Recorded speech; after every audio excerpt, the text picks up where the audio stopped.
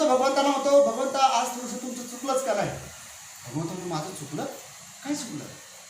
म्हणतो, हे बघा भगवंता, सकाळी तो पुजारी आला होता म्हणे, हो मला एक सांगा म्हणे, तो तर म्हणे आयुष्यभर तुमचीच पूजा अर्चा करत होता ना, तुमचंच नामस्मरण करत होता, तरी तुम्ही त्याला नरकात पाठवून दिला. आणि म्हणे तो मदारी आला होता, त्या मदाराने कधी तुमचं नाव नाही घेतलं, कधी पूजा नाही केली, कधी मंदिरात नाही आलं, तुम्ही त्याला कुठं पाठवलं? डायरेक्ट स्वर्गात.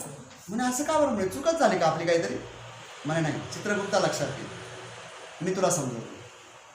तो जो पुजारी होता ना, त्याच्या मनामध्ये लोभ होता, त्याला स्वर्गाची लालच होती, त्याला आस होती, म्हणून तो माझी पूजा अर्चा करत होता. पण हा जो मदारी आहे ना, हा काय करायचा माहिती आहे का? हा सकाळी उठायचा, भले माझं नाव नव्हतं घेत, पण हा काय करायचा?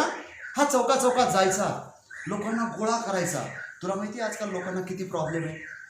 प्रत्येक माणूस दुःखी आहे, त्या दुःखी लोकांना एकत्र करायचा आहे. हा 5 मिनटं काय आहे, त्यांना खूप हसवायचा, खूप खुशी द्यायचा, आनंद द्यायचा, आणि त्याच्यानंतर तो दारू पिऊन झोपायचा. त्याच्याशी आपला काही संबंध नाही. कळतंय ना?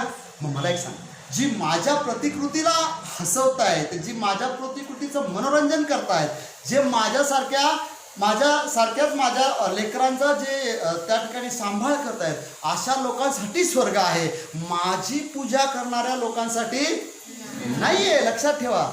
मग आपण काय करणार आहोत? तुमच्या ह्या लोगोच्या खाली एक वाक्य लिहिलेलं आहे, स्लोगन वाचलाय कधी? काय आहे? आता रुग्णसेवा हीच ईश्वर सेवा असेल तर मला एक सांगा, देव माणसामध्ये आहे की दगडामध्ये आहे? आणि माणूस आजारी पडल्यानंतर त्याची सेवा कोण करणार आहे? माणूसच. आणि त्यासाठी तुम्हाला निवडले देवानी. तुम्ही माणसांची सेवा करणार, तुम्ही रुग्णांची सेवा करणार, म्हणजे साक्षात कुणाची सेवा करणार? ईश्वराची सेवा करणार. लक्षात ठेवा, किती पुण्य तुमच्या वाटेला येणार आहे. क्लिअर होतंय? समजते तुम्हाला? आपलं जे काम आहे ते खूप महान आहे. आतापर्यंत आपण जे शिकलो 10वी 12वी पर्यंत, ते शिक्षण आणि हे शिक्षण दोन वेगळ्या पद्धतीची शिक्षण पद्धती आहे. लक्षात. त्यामध्ये तुम्ही शिकताना तुम्हाला अनेक गोष्टींचं कनेक्शन होतं, कनेक्टेड होता, तुम्हाला समजत होतं. जसं की मी तुम्हाला लास्ट लेक्चरमध्ये बोललो होतो की बालभारती होतं, मग मराठी आलं है ना, 10वी पर्यंत होतं है ना. विषय बदलत गेले, अभ्यास बदलत गेला, पण कनेक्शन तेच. लक्षात येत आहे? मराठीतच शिकवत होते, मराठीचा अभ्यास बदलत होता आणि मराठीतच तुम्हाला सगळं काही समजत होतं. बरोबर? सो इथं तसं नाही. इथं सगळं मराठीत जरी असलं तरी पण आता आपण आपल्या शरीराविषयी शिकतोय. तोंड वाचू नका, नाही तर मी लेक्चर बंद करेन. कंटाळा येतोय का? ओके. मग काही लोक असे रात्री कुठे कामाला गेले होते का? नाईट ड्युटीला होते का? कुठं? तुला तर नाही लागत आहे झोप? तू गेला होता का रे? तू मग तुला का बरं झोप लागतो? तुला का लागतं? तू पण गेली तिला एकदा. मग जे गेले तिथे एक्सायटेड आहे, तिला उत्सुकता आहे, आता सर काय बोलतील, आणि हे विनाकारण. लक्षात ठेवा, असं म्हणतात ना, देव येतो द्यायला आहे ना, आणि आपला पदरच फाटता. मी काय तुमच्याकडे रोज रोज येत नाही. कळताय ना? माझं जे शिक्षण मी तुम्हाला इथं देतोय ना आता, याचा टॉपिक आहे, याचं नाव आहे चेंज. काय आहे? मला सांगा, तुम्हाला बदलायचं की नाही बदलायचं? बदलायचं तर मग हे माझे लेक्चर खूप सिरियसली आहे का? कारण हे जे लेक्चर्स मी तुमचे घेतोय ना, हे मी 2 दिवसात शिकवायचे नाही. मी एकाची 5,000 रुपये फी घ्यायचो. कळतंय?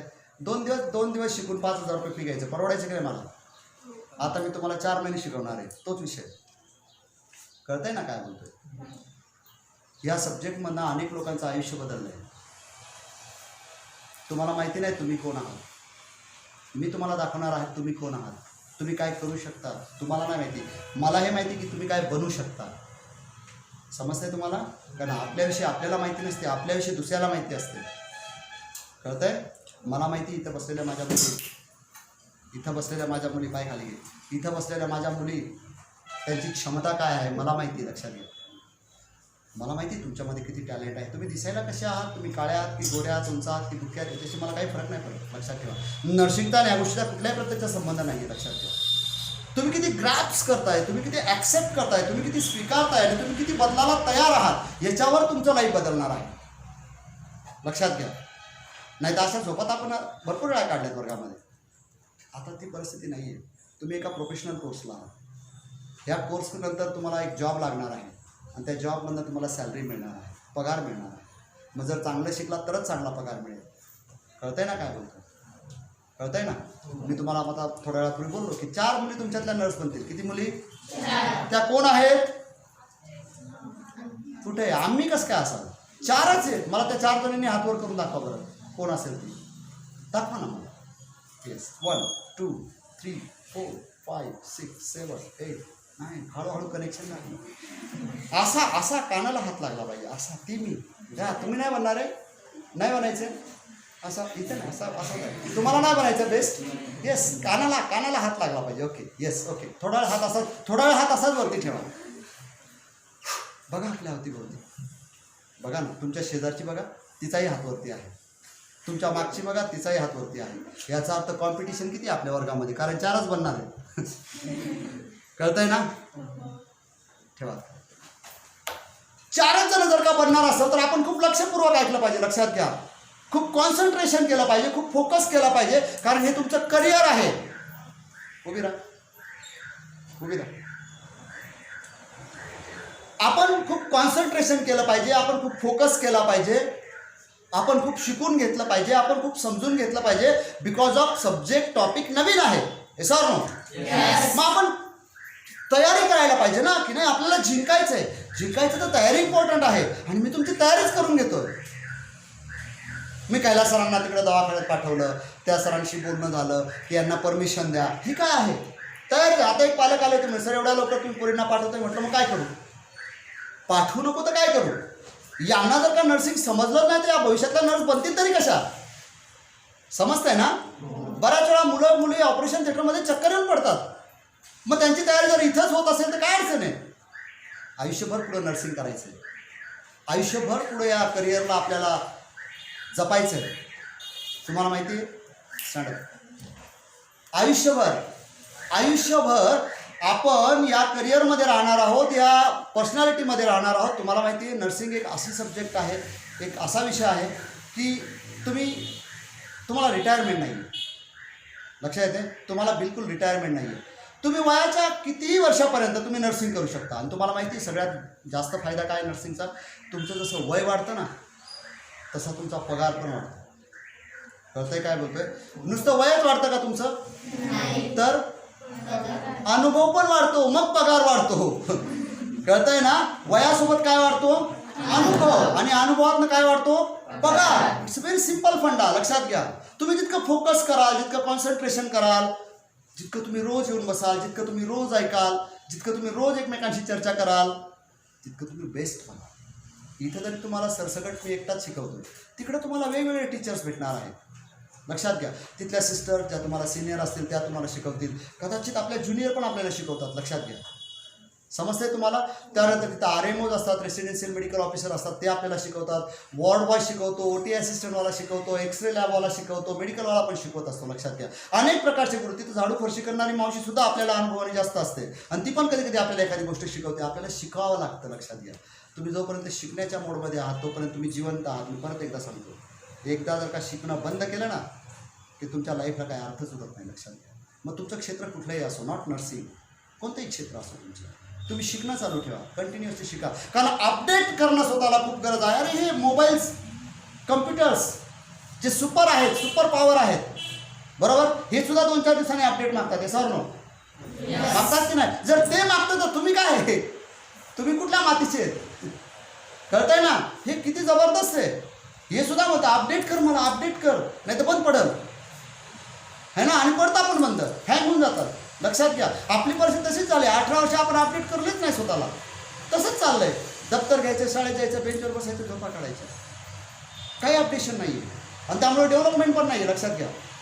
हा खूप कणखर शब्द आहे. आपल्याला तेच तेच तेच तेच करायचं असेल ना तर मग इथे येऊन फायदा नाही आहे. लक्षात घ्या. तुम्हाला जर का काही नवीन मिळवायचं असेल ना तर तुम्हाला काहीतरी नवीन करावं लागेल. लक्षात ठेवा. जर तुम्ही ते कालचं काम जर आज पण करत असाल तर तुम्हाला तेच मिळेल जे तुम्हाला काल मिळालं होतं. लक्षात ठेवा. पण आज काही वेगळं काम कराल तर उद्या तुम्हाला काहीतरी वेगळं मिळेल. आणि हे वेगळं मिळवण्यासाठी तुम्ही स्वतःमध्ये डेव्हलपमेंट करायला पाहिजे. लक्षात घ्या. आपण स्वतःमध्ये जोपर्यंत डेव्हलपमेंट करत नाही ना, जोपर्यंत आपण इनर बदलत नाही ना, तोपर्यंत आउटर ते दिसत नाही. लक्षात घ्या. काही दिवसानंतर, काही वेळानंतर तुमच्या चेहऱ्यावरच नर्स दिसते. It's a part of nursing. ह्या लेक्चरचे प्रभाव इतके असतात की मुलींना लोक बघितल्या म्हणतात, अरे तू सिस्टर आहे का? चेहऱ्यावरच दिसते. कळतंय तुम्हाला? इतके प्रभावी लेक्चर्स असतात ते. मी एकटाच लेक्चर घेतो नाही, तुम्हाला अजूनही काही गेस्ट लेक्चरर येणार आहेत, लक्षात घ्या. अजून पण माझ्यासारखी व्हरायटी ऑफ नॉलेजेबल लोक आहेत जे तुम्हाला येऊन शिकवणार आहे. पण शिकायला तुम्ही तयार पाहिजे ना. माझ्याकडे बघा घागर भरून आहे, पण तुमचा जर का हंडाच गळकाय त्याला मी काय करू? कळतंय ना? मग आपला हंडा रिपेअर करून टाका. गळलं नाही पाहिजे. रेग्युलर या, रेग्युलर बसा, शिकून घ्या, समजून घ्या. आपण ज्या क्षेत्रामध्ये आहोत ते जबरदस्त क्षेत्र आहे. या क्षेत्रामध्ये आपण आता काय करूयात, आपल्या बॉडीविषयी थोडीशी माहिती घेऊन टाकूयात. चालेल? Okay, sit down. परत तोंड वाचलं का तिच्या नावाने जोरदार टाळ्या वाजवायच्या. ओके, मला एक सांगा, आपलं शरीर कशाने बनलंय? हॅलो,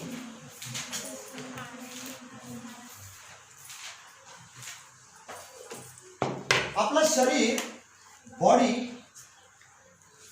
कशाने तयार झाली? तुम्हाला माहिती आहे, करोडो सेल आहेत आपल्या बॉडीमध्ये. किती? त्याला आपण म्हणतो पेशी. बरोबर? सेल, करोडो अरबो खरबो सेल्सने आपली बॉडी बनलेली आहे. अनेक पेशी एकत्र येतात आणि मग टिश्यू बनतात. टिश्यू म्हणजे ऊती किंवा पेशीजाल. लक्षात घ्या, अनेक पेशी एकत्र येतात आणि मग ऑर्गन्स बनतात, म्हणजेच अवयव. अनेक अवयव एकत्र येतात मग सिस्टीम बनतात. सिस्टीम म्हणजे संस्था. शिकलात का एखादी? अॅनाटॉमी शिकला की नाही? आणि अनेक सिस्टीम एकत्र येऊन बॉडी बनते. बॉडी म्हणजे काय? अनेक सेल एकत्र आल्यात काय बनलेत? टिश्यू बनलेत. अनेक टिश्यू एकत्र आले काय बनले? ऑर्गन्स बनले. अनेक ऑर्गन्स एकत्र आले काय बनल्या? सिस्टीम बनल्या. आणि अनेक सिस्टीमनी काय बनलेली आहे? बॉडी बनलेली आहे. लक्षात घ्या, पेशी ज्या आहेत त्यांचं आयुष्य आहे 24 तास. किती तास? 24 तासात पेशी जिवंत होतात, 24 तासात पेशी मरतात. बरोबर? म्हणून तर आपलं शरीर बदलतंय. बघा, आपण जसं लहान होतो तसं आत्ता आहोत का? तसं आपण दिसतोय का? थोडं थोडं मॅच होतंय, है ना? पण चेंज झालाय, है ना? लक्षात घ्या. आता तुम्ही जसं जसं मोठं होत आहे तसं तसं तुमचा चेहरा बदलतोय, है ना? तुमचे हातपाय वाढत आहेत, तुमची केस काळी भोर आहेत, आत्ता काही दिवसांनी पांढरी होतील, है ना? मग सुरकुत्या पडतील, है ना? सिवंती. याचा अर्थ काय होतोय की आपल्या शरीराने कंटिन्युएशनमध्ये बदल स्वीकारलेला आहे. समजते ना तुम्हाला? 24 तासाची ही पेशी 24 तासामध्ये ही मरते. मरता मरता दुसऱ्या पेशीला जन्माला घालते. बरोबर? मग अशा अनेक पेशी एकत्र येतात, टिश्यू बनतात. अनेक टिश्यू एकत्र येतात, ऑर्गन्स बनतात. आणि अनेक ऑर्गन्स एकत्र येऊन काय बनतात? सिस्टीम. चला आता आपण सिस्टीम शिकून घेऊया. आवडेल ना? या. ओके, चला पहिली सिस्टीम आपण बघूया. पहिली सिस्टीमचं नाव आहे लोकोमोटर सिस्टीम. लोकोमोटर सिस्टीम म्हणजे काय? अस्थि संस्था. कोणती? हे लिहायची गरज नाही, जस्ट तुमच्या माहितीसाठी आहे. बरोबर? कारण हे तुम्हाला तुमच्या मॅडम शिकवणार आहे. ओके, तर ही लोकोमोटर सिस्टीम, ह्या लोकोमोटर सिस्टीमला आपण जरा थोडंसं समजून घेऊया. ह्या लोकोमोटर सिस्टीममध्ये येतात हाडे, सांधे, स्नायू. आपलं जे बॉडी आहे त्याला स्टँड करण्याचं काम हे स्केलेटन करतंय. पाहिलंय तुम्ही कधी? इथं बघा आहे.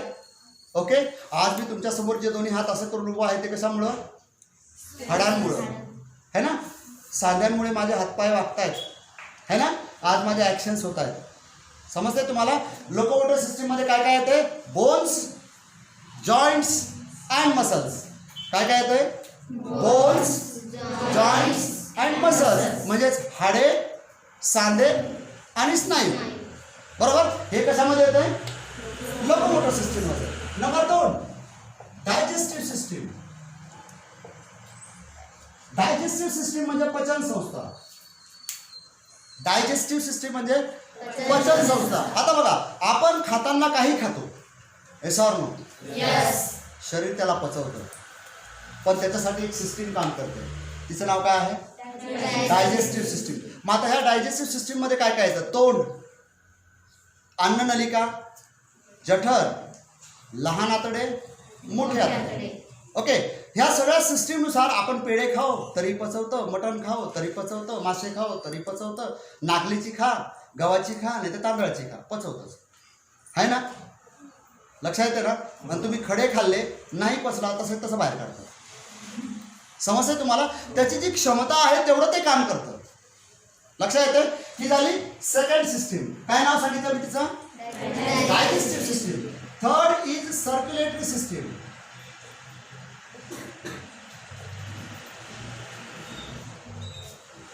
सर्क्युलेटरी सिस्टम म्हणजे रक्ताभिसरण संस्था. रक्ताभिसरण म्हणजेच रक्ताचं चलनवलन करणारी संस्था. लक्षात घ्या. आता ही रक्ताचं चलनवलन म्हणजे काय? आपल्याकडे एक हृदय आहे की नाही? या हृदयामध्ये रक्तशुद्धीचं काम होतं. आपल्याकडं दोन प्रकारे आपलं रक्त चलनवलन होतं. एक शुद्ध रक्त आणि एक अशुद्ध रक्त. आपल्याला ज्या व्हेन्स आहेत ज्या आपल्याला दिसतात बघा, इथं दिसत आहेत प्रत्येकाला. याला म्हणतात व्हेन, शिरा है ना. या व्हेन्स ज्या आहेत ह्या अशुद्ध रक्त वाहतात आणि अतिशय आतमध्ये निळसर काहीतरी दिसतं बघा आपल्याला नळ्या है ना. त्याला म्हणतात आर्टरी. काय म्हणतात? आर्टरी. व्हेन्स म्हणजे नस, शिर आणि आर्टरी म्हणजेच ज्या शुद्ध रक्त वाहून येत आहेत, बरोबर, ज्यांना नीला असंही म्हणतात. ओके, अजून पण एक शब्द आहे मराठीत, मी सांगतो तुम्हाला थोड्या वेळाने. धमनी. येस, बरोबर. तर रक्ताभिसरण संस्थेमध्ये सर्क्युलेटरी सिस्टीममध्ये महत्त्वाचा ऑर्गन कोण आहे? हार्ट. आता तुम्ही म्हणाल सर हार्ट कसा असतो? अशी मुठी करा, एवढाच आहे, एवढाच हार्ट आहे ना, अशीच त्याची पोझिशन आहे. तर असेल बघा एखादा हार्ट आहे का? तो बघा मुठीसारखाच आहे ना. हे सगळं तुमच्यासाठी, हे माझ्यासाठी नाही. हे बघायचं आहे आता. मी तुम्हाला शिकून चाललोय. आता तुम्ही चर्चा करायची आपसात. ओके, हार्ट असंच आहे. ते काय करतं? समजा आता मी तुमच्या पुढे उभा आहे. आता माझे कोणते कोणते अवयव काम करतात? तर माझे दोन पाय उभे आहेत, माझी जीभ बोलते, माझे होठ हलतायत है ना, माझे डोळे बघतायत, माझा मेंदू मला हे सगळं सांगायला भाग पाडतोय, माझे हात हलतायत. ह्या सगळ्या गोष्टींना ऑक्सिजनची गरज आहे. बरोबर ना. ऑक्सिजन म्हणजे ऊर्जा, कारण विदाऊट ऑक्सिजन आपण जगू शकत नाही. बरोबर ना. आपल्या शरीरामध्ये रक्तामध्ये जास्तीत जास्त प्रमाण ऑक्सिजनचं पाहिजे म्हणजे आपण फिट असतो. बरोबर. मग आता हे ऑक्सिजनचं प्रमाण माझ्या ह्या सगळ्या अवयवांना पाहिजे, या सगळ्या ऑर्गन्सना त्याची गरज आहे. मग हृदय जास्त धडधड करते. आता बघा, ते धडाधड खेचते, धडाधड पाठवते, धडाधड खेचते, धडाधड पाठवते. ही क्रिया आपल्याला वरून समजते का? तुम्ही रनिंग करता, पळता, पळल्यानंतर दम लागतो. हे सर का लागतो? बिकॉज बॉडीमध्ये ऑक्सिजनचं लेवल कमी कमी होत चाललेले आहे म्हणून है ना. आणि इथं आठवलं धडधड धडधड धडधड, ते काम जास्त करायला लागून गेलं. कळते तुम्हाला. रक्ताभिसरण संस्थेमध्ये हार्ट, वेन्स, त्यानंतर आर्टरीज, वेसल्स, कॅपिलरीज, हे सगळे ऑर्गन्स कामाला लागतात. ह्या सगळ्या गोष्टी कामाला लागतात. क्लिअर होते तुम्हाला? ओके, ही झाली दुसरी सिस्टीम. आता तिसरी झाली, चौथी system, nervous system. Nervous system म्हणजे मज्जा संस्था. कोणती? नर्वस सिस्टीम मध्ये कोण कोण येते? तर येतो मेंदू, स्पायनल कॉर्ड, नर्व, ह्या सगळ्या येतात. तुमचं डोकं दुखायला लागलंय, डोक्याला हात लावता ना? हॅलो, लावतात की नाही? मग इथं काय आहे? काहीतरी प्रॉब्लेम झालाय त्याला ऑक्सिजन कमी पडलंय. जर डोकं दुखत असेल ना, असं 5-6 वेळा करा, डोकं दुखायचं थांबून जातं. आपण कुठं पळतो? मेडिकलमध्ये. नाही, मेडिकलमध्ये जातो पहिले. आता डोक्यात दुखायची गोळी दे, डोकं थांबायची सांगतो काय? डोकं दुखायची गोळी दे, तोही देऊन टाकतो बिचारा, त्याला सवय झाली आता. क्लिअर होतंय? मग नर्वस सिस्टीममध्ये कोण कोण आलं? ब्रेन आलाय. स्पायनल कॉर्ड म्हणजे अतिशय पातळ तंतू. तुम्ही कठपुतळीचा खेळ पाहिलाय? बोटावर नाचवतात ते पाहिलंय? तसेच आपल्या ह्या बॉडीमध्ये छोटे छोटे तंतू आहेत. माझ्या ह्या 2 हातामधनं गेलात, माझ्या ह्या बोटांपर्यंत ते पोचलेत. लक्षात घ्या. म्हणून तर माझे बोटं हलत आहेत, म्हणून माझा हात हलतोय. बरोबर. म्हणून मी तुमच्याशी आज स्टँडिंग उभा आहे. बरोबर. स्पायनल कॉर्ड म्हणून ज्याला म्हणतात चेतापेशी, हे ना. शिकलाय तुम्ही जीवशास्त्रात, मराठीला आहे बघा, जीवशास्त्रात 10वीला आहे बघा. ओके.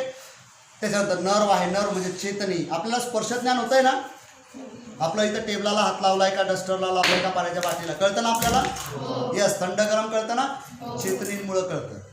लक्षात येत आहे? ओके, चला. तर मग आता नेक्स्ट सिस्टीम बघूया. नेक्स्ट सिस्टीम आहे एक्सक्रेटरी सिस्टीम.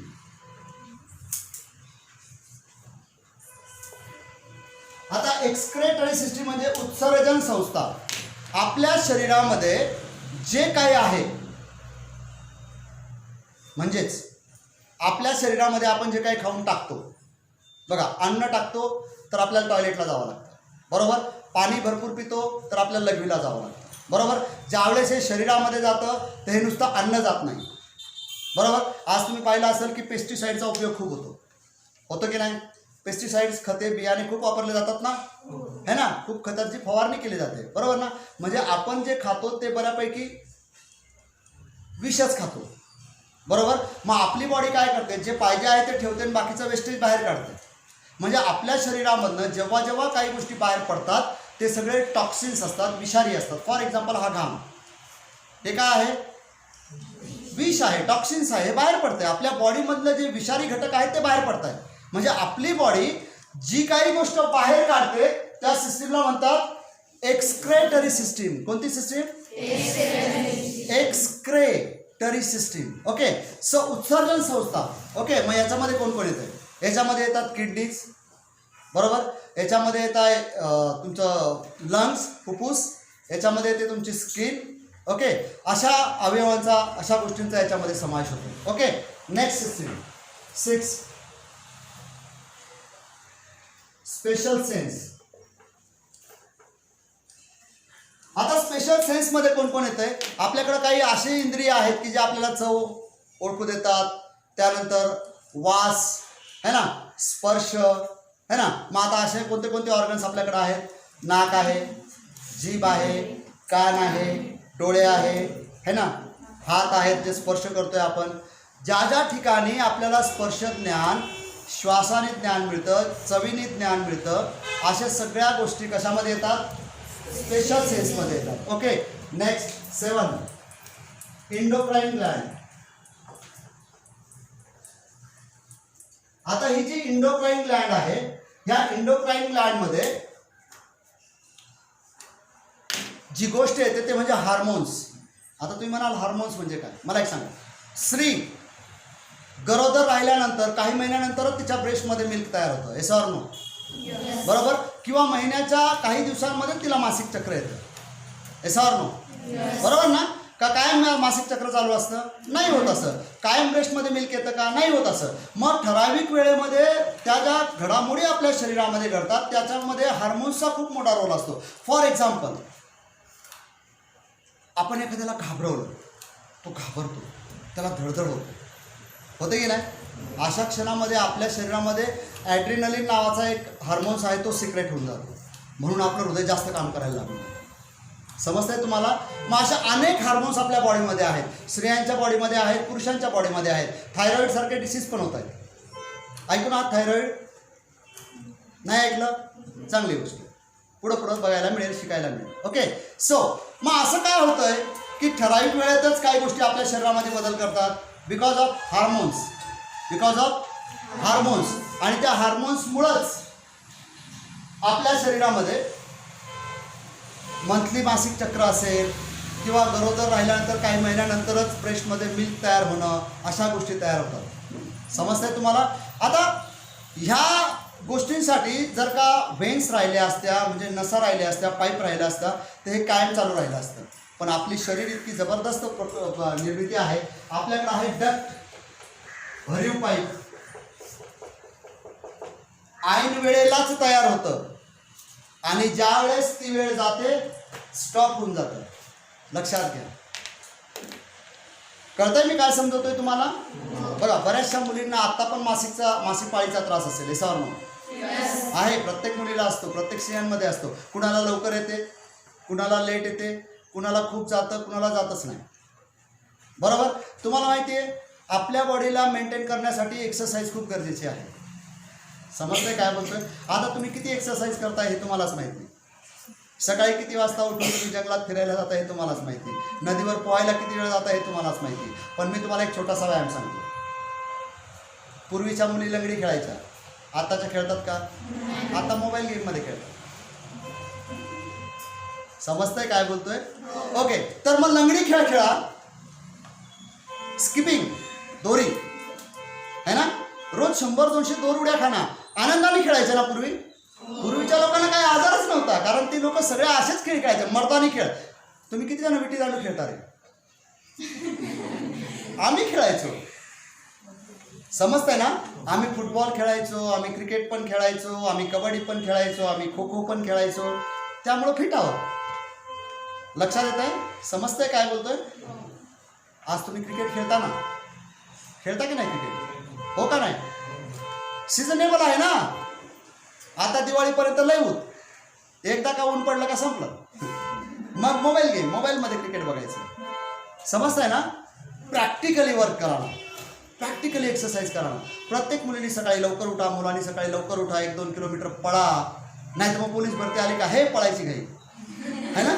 आणि 10 जागांसाठी 100 लोक येतात, कधी कधी 1000 पण येतात आणि 10 भरले जातात. बाकीचे कसे, नको बाबा लय अवघड लय. अरे मग तू जर का 2-4 दिवस आधीच तयारी केली असेल तर अवघडच आहे ना. पहिलवान एका दिवसात मसल्स तयार करतो का?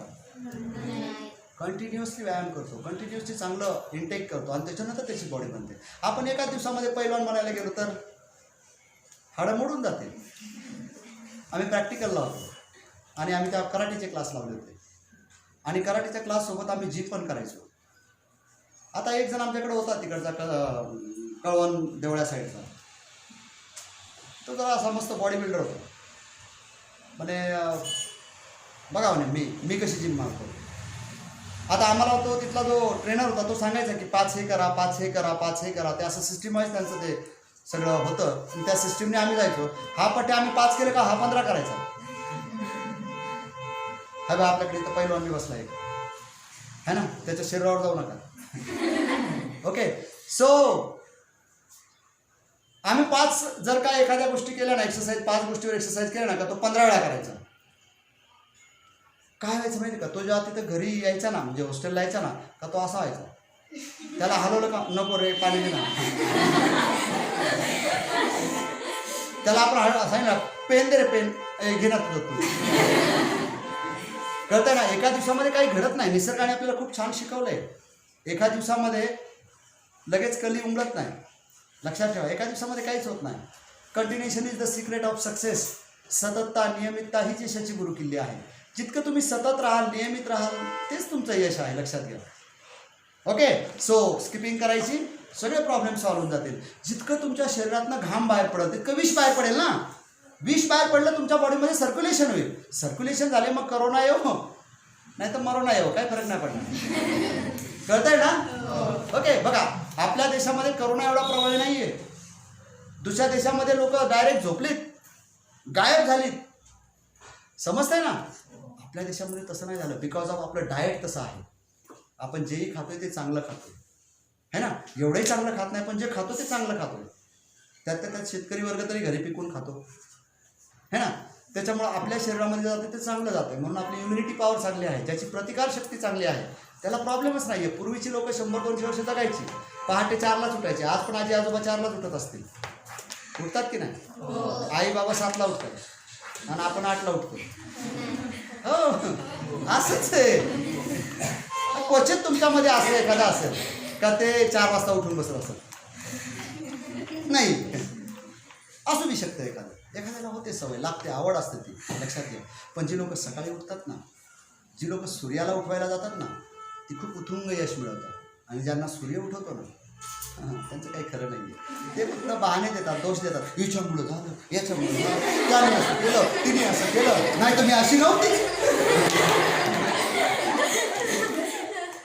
आपण काय करतो, दुसऱ्यांना दोष देतो. तुम्हाला एक सांगू मी, नशीब नावाचा प्रकारच नाही आहे. आपण म्हणतो ना नशिबातच नव्हतं रे माझ्या. अरे कशाचं नशिबात नव्हतं, तुला जमलंच नाही, तू अर्धवट सोडून दिलंच ते. कळतंय ना. यशस्वी आणि अयशस्वी माणसामध्ये काय फरक आहे माहिती आहे. अयशस्वी माणूस 10 पावलं चालून गेलाय, 11व्या पायरीवर त्याला यश होतं, पण तो 10व्या पायरीवरनं परत येतो, म्हणतो नाही लय अवघड. आणि दुसरा एक माणूस येतो जो 10 पायऱ्या त्याच्याच पावलावर पाऊल ठेवून जातो आणि म्हणतो एक पाऊल चढून तर पाहू पुढं काय आहे, आणि तो चढून जातो आणि त्याला यश मिळतं आणि लोक त्याच्याकडे टाळ्या वाजवतात. समजतंय तुम्हाला? माउंट एव्हरेस्ट, अरुणिमा नावाची एक मुलगी आहे. माउंट एव्हरेस्ट माहिती तुम्हाला? जगातलं सगळ्यात उंच शिखर. ही अरुणिमा ॲथलेटिक होती. त्याच्यामुळे यूट्यूबला तुम्ही टाका अरुणिमा म्हणून, तुम्हाला ही स्टोरी जी मी सांगणार आहे ती तिच्यात पण आहे यूट्यूबमध्ये. अरुणिमा नावाची एक ॲथलेटिक होती. झारखंडवरनं दिल्लीला चालली होती. आता ही ॲथलेटिक असल्यामुळं, पैलवान असल्यामुळं ही धडधाकड होती आणि मस्त एका कोपऱ्यामध्ये उभी होती. काही मुलं आली, छेडछाड करायला लागली आणि म्हणून त्या मुलांबरोबर तिची फाईट झाली. मग त्या मुलांनी काय केलं, तिला उचललं आणि ट्रेनमधनं तिला खाली फेकून. खाली फेकल्यानंतर तिकडनं दुसरी ट्रेन आली आणि दोन्ही पायावरनं निघून गेली. लक्षात, पाय तुटलेत, पण नशिबाने झालं काय की 2 ट्रेनच्या मधच्या भागात ती पडल्यामुळं पाय तर तुटले पण ती जिवंत राहिली. उंदीर तिची हाडं तोडत होते. तिला कळायचं की माझी हाडं उंदरं खात आहेत. ट्रेन येतात, 50 ट्रेन इकडनं 50 ट्रेन इकडनं निघून गेल्या. कोणी रात्रीच्या वेळेस तिला बघितलं, सकाळीच्या वेळेस तिला बघितलं, उचलून तिला रेल्वेच्या हॉस्पिटलमध्ये ॲडमिट केलं आणि मग तिची ओळख पडली, अरे इथं अरुणिमा आहे. मग अरुणिमाला दिल्लीच्या एका एम्स हॉस्पिटलमध्ये ॲडमिट केलं. मग तिथं ज्यावेळेस तिला विचारलं, पत्रकार आले, बघितलं, तर पत्रकारांनी तिची ॲड काय केली, तिची बातमी काय लिहिली का एका अरुणिमा नावाच्या ॲथलीटनी आत्महत्या करण्याचा प्रयत्न केला. ती ओरडून सांगते, अरे मला फेकलंय. आणि शेवटी बघा, लक्षात घ्या, ज्यावेळेस तुमच्याकडं नाही का बोलायला काही उरत नाही ना, म्हणजे समजून तुम्ही थकून जाता ना, मग तुम्ही शांत होता. आणि जेव्हा तुम्ही शांत होऊन जाता ना, तेव्हा लोक तुम्हाला डिवचायला येतात, काय रे काय चाललंय तुझं, बरं आहे ना, काय चाललंय, बरं आहे ना. आणि मग असाच एक पत्रकार तिथं आला आणि तो बोलला, अरुणिमा आता तुझं तर करिअर संपलं, आता पुढं काय. आता अरुणिमा एकदम चौताळली त्याच्यावर. मग ते आता मला माउंट एव्हरेस्ट सर करायचं आहे, पाय दोन्ही नाहीये. आणि ही काय बोलते, माउंट एव्हरेस्ट. अरे तिथं 2 पायावाली पण चढत नाही, पाय नसलेली मुलगी बोलली. तो पत्रकार बोलला, काय तुला तर पाय पण नाही म्हणे, तरी मला चढायचं आहे. मग तिला स्टीलचे पाय टाकले गेले, रॉड टाकले गेले. आणि मग ते कसं करू शकते, तिने तर बोलून टाकलं है ना, तिने तर बोलून टाकलं की मला माउंट एव्हरेस्ट चढायचं आहे. आणि याने पण छापून टाकलं. आता बघा, ज्यावेळेस तुमच्या नावाचा गवगाव होता ना, तुमच्यासाठी ती जबाबदारी बनून जाते. म्हणजे आज तुम्ही हे अकाउंट भरून जेव्हा फिरताय ना, लोक तुमच्याकडे बघतायत, ही झाली जबाबदारी. कळताय ना, आज लोक तुमच्याकडे बघतायत आणि लोकांना जेव्हा तुम्ही बोलताय काय करतेस का तू, हे सेवा काय आहे, तर तुम्ही काय सांगता, अच्छा तू नर्स बनतेस का, ओके बन है ना. हे लक्षात तुम्ही विसरून जाल, पण हे लक्षात ठेवतात. उद्या तुम्ही पळून या आणि रस्त्याने फिरान पाहू द्या, हे बनलीस नर्स नाही, लय अवघड होतं, मला माहिती होतं तुझ्यासाठी होणार, त्याला आधीच माहिती होतं. असंच अरुणिमाच्या बाबतीत झालं. मग अरुणिमाची जी टीचर होती, जी तिला माउंट एव्हरेस्ट सर करणार होती, ती तिच्याकडे गेली आणि बोलली, मॅडम मला तर माउंट एव्हरेस्ट सर करायचं आहे, मला चढायचं आहे, माझ्याच्याने शक्य होईल ना. तिची टीचर तिला बोलली, अगं तू ऑलरेडी सर केलास, आता फक्त वर जाऊन झेंडाच लावायचा आहे. काय बोलली ती, तू ऑलरेडी सर केलास, तुला आता वरती जाऊन काय करायचं, फक्त झेंडाच लावायचा आहे. कारण तुझे पाय नसताना तुझ्या डोक्यामध्ये जर का माउंट एव्हरेस्ट सर करण्याची कल्पना आली, याचा अर्थ तू मनाने जिंकलेली आहे. शरीर तुझं काही असू द्या, शरीराने पंगू असणं भाग वेगळं, मनाने पंगू नाही असला पाहिजे माणूस, लक्षात ठेवा. शरीराचं व्यंग वेगळं, मानसिक व्यंगता नाही असली पाहिजे मनामध्ये, लक्षात ठेवा. मी करू शकतो आणि मी करूच शकतो आणि मी करूनच दाखवल, ही झाली मानसिकता. मला करायचंय, मला लढायचंय, मला पुढं जायचंय ना. मला 2 हात आहेत का नाही, मला 2 पाय आहेत का काय नाही. हॉकिन्सन, स्टीफन हॉकिन्सन, दोन्ही हात पाय नसलेला, धड बोलता येत नाही, अशा माणसाने किती प्रचंड शोध लावलेत माहिती तुम्हाला. टाका यूट्यूबला, स्टीफन हॉकिन्सन टाका, बोलता येत नाही, हँड चालता येत नाही, तरी शोध लावलाय. सायंटिस्ट आहे, जगातला सगळ्यात बेस्ट सायंटिस्ट. त्याने हे सांगितलं होतं की पृथ्वीवर देवच नाही आहे, जगामध्ये देवच नाही आहे. आणि त्याच्यावर खूप वादळ पण उठलं होतं. मग लोकांनी विचारलं, का बरं तू असं म्हणतोस देवच नाही. मग देवाने मला पुढं 2 हात नाही दिले, पाय नाही दिले, माझ्याकडे मेंदूच्या जोरावर मी आज जगातला सगळ्यात मोठा सायंटिस्ट बनलोय. टाका यूट्यूबला, शोधा, गुगल महाराष्ट्र आहे बघा सगळं. तसं ज्या अरुणिमाला ज्यावेळेस असं सांगितलं गेलं की आता तू काय नाही करू शकत, ही काय बोलली, मला आता माउंट एव्हरेस्ट सर करायचं आहे. ज्यावेळेस ती तिच्या टीचरकडे गेली, टीचर तिला बोलली की यार आता तर फक्त झेंडाच लावायचा आहे, तो ऑलरेडी सर केला आहे, लक्षात घ्या. आणि ही जी अरुणिमा आहे तिने अथक प्रॅक्टिस सुरू केली, प्रचंड प्रॅक्टिस तिने सुरू केली. आणि मग काही महिन्यानंतर ज्यावेळेस तिने तो माउंट एव्हरेस्ट सर केला त्यावेळेस तिचं नाव झालं. लक्षात ठेवा, संघर्षाशिवाय जीवन नाही आहे. खूप संघर्ष करावा लागतो आयुष्यामध्ये. मी प्रॉपर बोरगावचा आहे, माहिती बोरगाव कुठे आहे? 18 किलोमीटरवर आहे ना. मी प्रॉपर बोरगावचा आहे, बोरगावमधनं शिकलो. तुमच्यासारखीच माझी परिस्थिती होती. खूप घरची परिस्थिती खूप चांगली नाही, काय नाही, बरोबर. त्यावेळेस माझी फी होती 5,000 रुपये, ती पण भरायला नसायची. आई 50 रुपये द्यायची. माझ्या लेक्चर्समधनं तुम्ही हे ऐकाल, जर का तुम्ही गेलात, यूट्यूबला पण आहेत आणि त्याच्यानंतर तुमच्या ॲपमध्ये पण आहे. 50 रुपये मला आई द्यायची, त्यामध्ये 10 रुपये भाडं लागायचे. 40 रुपयामध्ये 1 महिना काढायला लागायचे. कसं काढायचा? संघर्ष होता की नाही? कधी दुसऱ्यांच्या ड्युट्या करायच्या चहासाठी. लक्षात घ्या, तुझी नाईट मी आज करतो, मला आज जेवण खाऊ घाल. 1 तास तुला बाहेर जायचं का? जाऊन ये, तुझी ड्युटी मी करतो, मला चहा पाज. असं खूप स्ट्रगल करून, संघर्ष करून डॉक्टर बनलो. लक्षात घ्या, सोपं नसतं एवढं.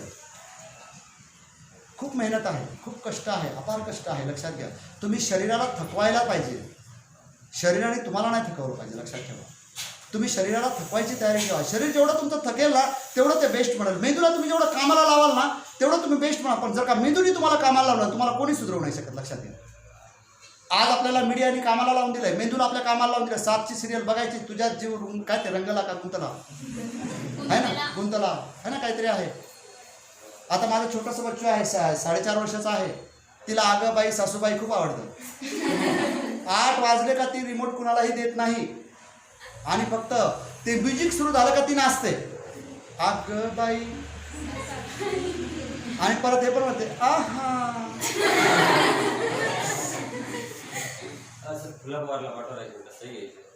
कोण आहे फुला पवारचा? तर आपल्याला मीडियाने काय केलं माहिती आहे का? आपल्याला पूर्ण आहे ना पॅक करून टाकलेलं आहे. लक्षात घ्या, कसं असेल ना, हात न धक्का आपल्या मेंदूलाच कामाला लावून टाकले. लक्षात घ्या, तुम्ही सिरियल पाहता ना, सिरियल पाहता ना, 30 मिनिटाच्या सिरियलमध्ये 20च मिनटं तुम्हाला दाखवली जाते, 10 मिनटं ॲडव्हर्टाईज आहे ना. पण शेवटच्या एकदम शेवटच्या कडव्यामध्ये, शेवटच्या कडव्यामध्ये हातामध्ये चाकू, फक्त पावलंच दाखवतात. आणि आपला मेंदू कामाला लागतो, आता काय, आता कुणाला मारणार. आणि दुसरा दिवस अख्ख्या त्याच टेन्शनमध्ये, काय नेमकं मारणार कुणाला. मेंदूला कामाला लावले आपल्या. लक्षात घ्या, शोकांतिका आहे. आपण मोबाईलमध्ये आहे ना, मोबाईल खूप चांगली गोष्ट आहे, लक्षात घ्या, खूप चांगली गोष्ट आहे. पण आपण तिच्या इतकं आहारी गेलोय की आपण सकाळी उठल्यानंतर देवाच्या पाया नाही पडत. पहिले मोबाईल कोणी उचलला तर नाही, कोणी चोरला तर नाही, काय मेसेज तर आला नाही. काही लोक तर फोनवर अशी बोलतात ना, मौतीत पण माहितीत असतात ना. आता माहितीत कसं असतं, लोक सॅड असतात ना, सॅड असतात ना, दुःखी असतात ना. तिथे एखादा फोन, हा हॅलो, काय मग, काय नाही, ते मोतीत आलोय, ते मेलाय ना. ती जागा आहे, असं बोलायची जागा आहे. अरे तो आज मेलाय, उद्या तू पण मरणार आहे. हॅलो, समजतंय ना. See one thing is fact. लक्षात घ्या, वेळ केलं आहे आपल्याला ह्या सिस्टीमने. पण ह्या सिस्टीममध्ये काही चांगलं आहे. तुम्ही जगाशी कनेक्ट झाला यार. इथं बसल्या बसल्या आपण अमेरिकेच्या माणसाशी बोलू शकतो, आपण मुंबईशी बोलू शकतो, आपण दिल्लीशी बोलू शकतो. लक्षात घ्या, विदिन सेकंड. लक्षात घ्या. या सिस्टीमचा चांगल्या प्रकारे वापर करा, मग बघा दुनिया बदलून जाईल.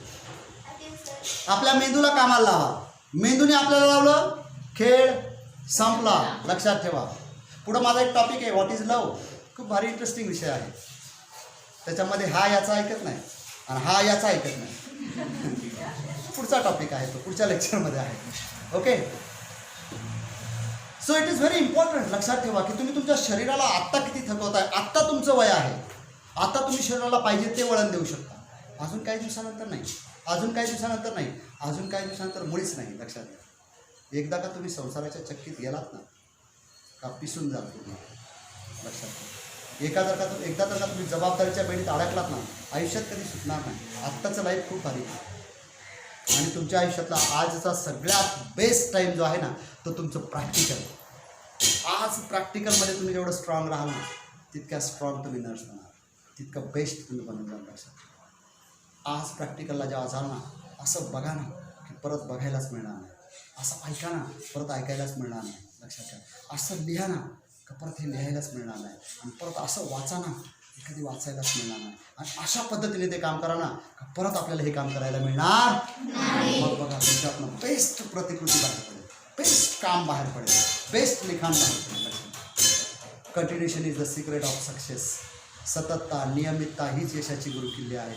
तुम्ही कोणत्याही कामामध्ये जितकं नियमित राहाल तेव्हाच तुम्ही यशस्वी होऊ शकता, अदरवाईज नॉट पॉसिबल. आपण शिकतो या ठिकाणी एंडोक्राइन ग्लँड ही एक ग्रंथी आहे, आणि ती ग्रंथी हार्मोन्सवर काम करते. आपल्या शरीरामध्ये अनेक प्रकारचे हार्मोन्स आहेत, त्याच्यामुळेच आपल्या आयुष्यामध्ये काही घडामोडी घडतात. Next and last is a respiratory system. Respiratory system म्हणजे श्वसन संस्था. श्वसन संस्थेमध्ये कोण कोण काम करत आहे? नाक, श्वासनलिका, ब्रॉन्काय, फुफ्फुस.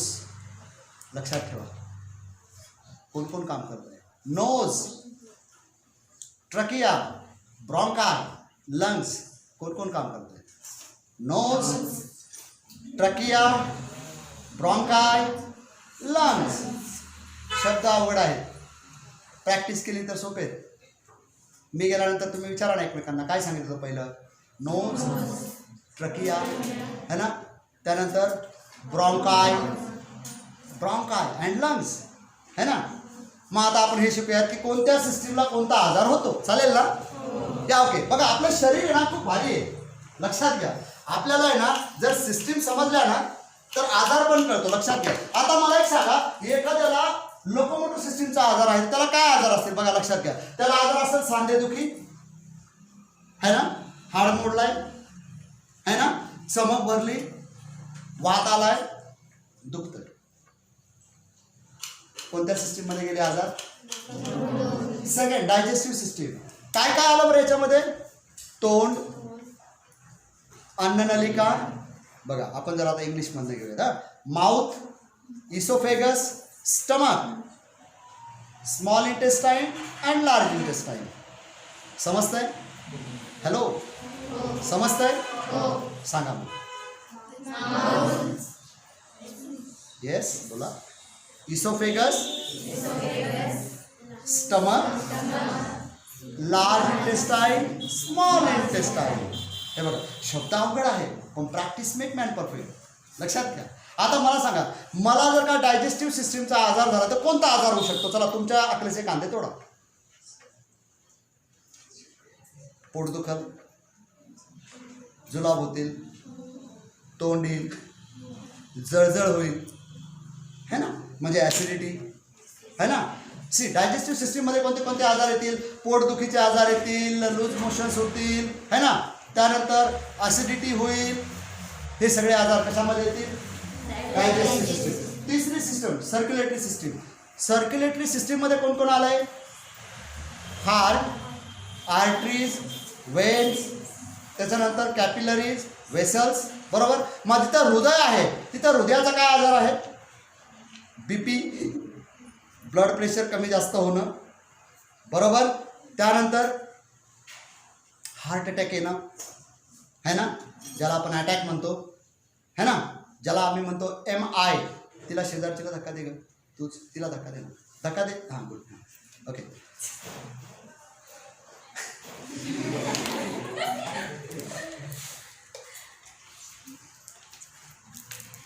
हार्ट अटॅक येणं है ना, यालाच इंग्लिशमध्ये जसं हार्ट अटॅक म्हणतात तसंच मेडिकल लँग्वेजमध्ये MI म्हणतात. काय म्हणतात? MI. हे शब्द तुम्हाला आता लाखो वेळा कानावर पडते जेव्हा तुम्ही प्रॅक्टिकल MIचा पेशंट आहे है ना. ओके चलो. तो आपण आता शिकतोय कोणती? Circulatory system. याच्यामध्ये कोण कोण आहे? हार्ट, आर्टरीज, वेन्स, कॅपिलरीज आणि वेसल्स. ओके.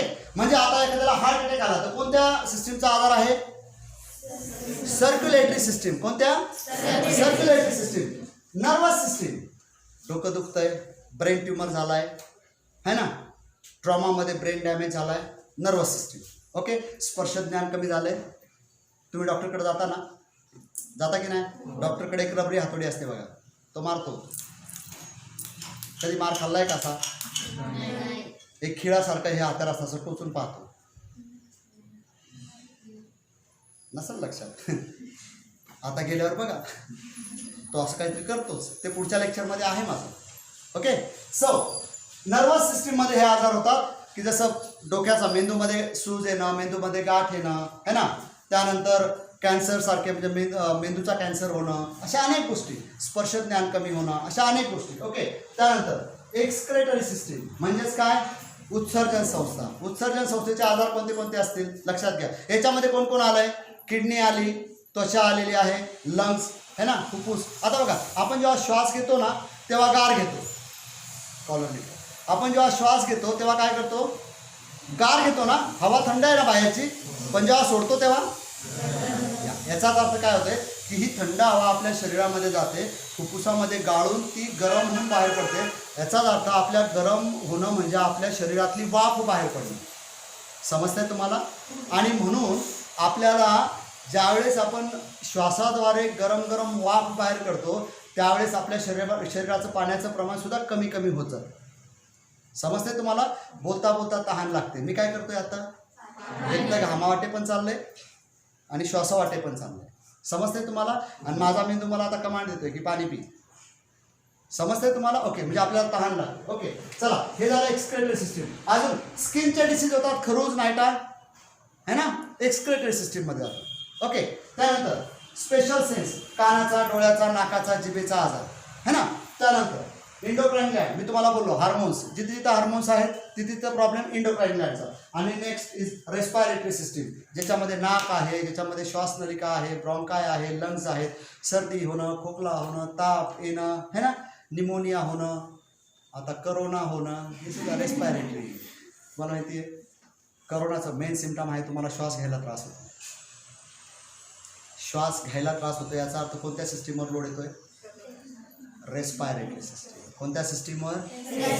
आता तुम्हाला एवढं समजलंय ना है ना, का श्वास घ्यायला त्रास व्हायला लागला का सरळ कुठं जायचं, दवाखान्यात जायचं.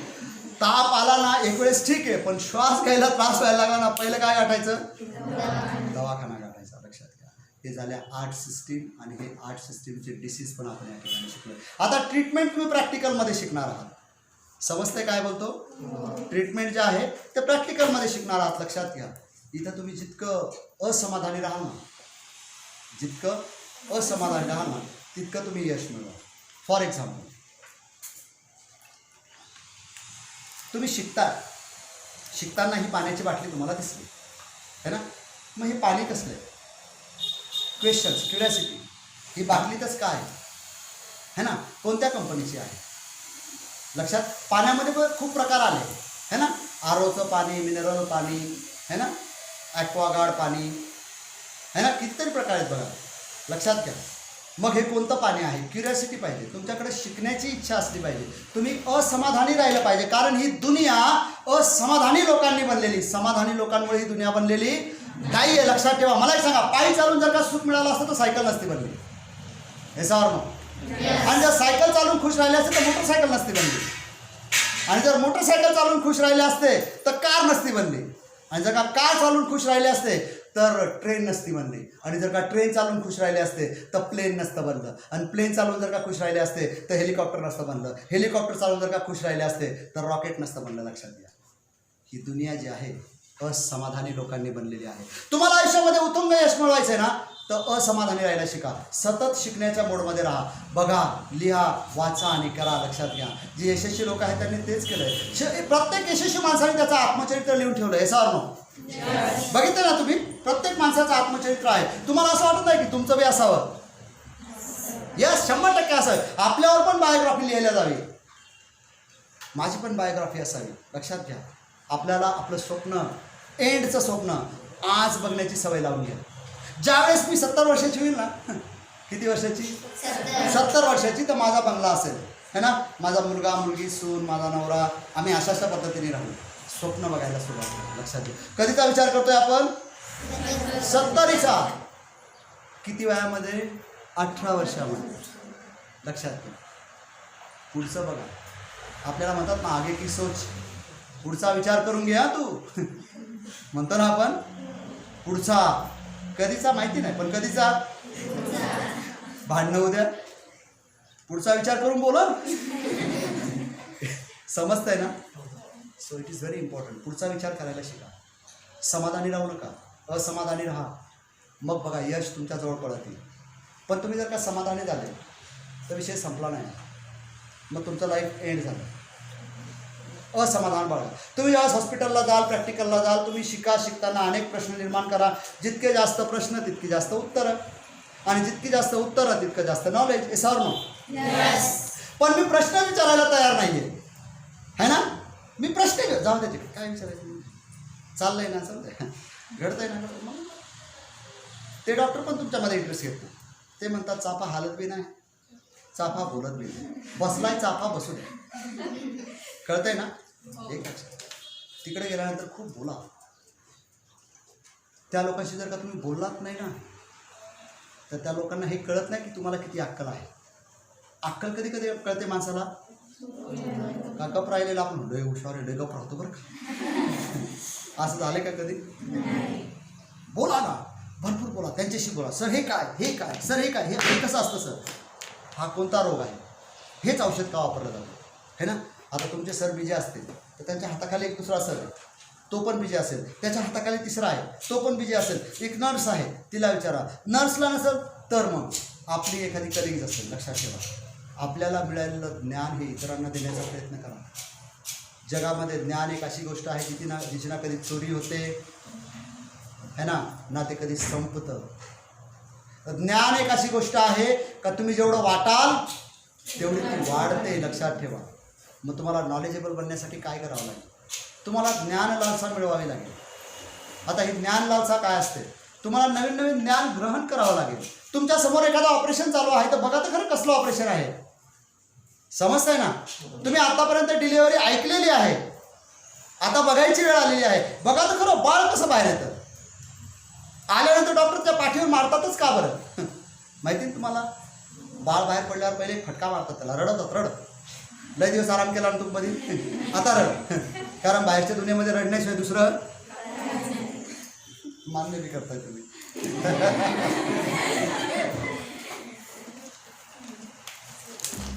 आपण जसं बघू तशी दुनिया आहे. पण आपल्याला पहिला सबक मिळाला आहे. सोयारीनबाईने, त्या डॉक्टरांनी आपल्याला एक पहिलेच फटका मारलाय, म्हटला रड. रडणं नॉर्मल लोकांचं लक्षण आहे, लक्षात घ्या. जे रडत नाही ना ते आत्महत्या करून घेतात. इमोशनल, भावनात्मक जी लोक आता जी बोलतच नाही ना ते मनामध्ये काही विचार करतात. लक्षात घ्या, ह्या जगामध्ये मनात काय चाललंय हे वाचायचं मशीन अजूनपर्यंत तयार नाही झालं. कळतंय ना? तुम्ही हसत राहताय ना तर तुम्ही खुश आहात. तुम्ही रडताय ना तर तुम्ही भावना वाहून टाकतायत. लक्षात घ्या. कुणाशी तरी बोला, कुणाला तरी तुमचं दुःख सांगा, तुमचा आनंद पण सांगा. एखाद्याला आनंद अश्रू पण येतात. आनंदात पण लोक रडतात का? जिवंत असण्याचं लक्षण आहे आपल्या डोळ्यामधनं अश्रू जाणं. मेलेल्या मुर्द्याला कधी रडताना पाहिलंय का? कधी हसताना पाहिलंय का? कधी नाचताना पाहिलंय का? कधी गाताना पाहिलंय का? आणि आता आपण वराडीच्या मागं असं चालतो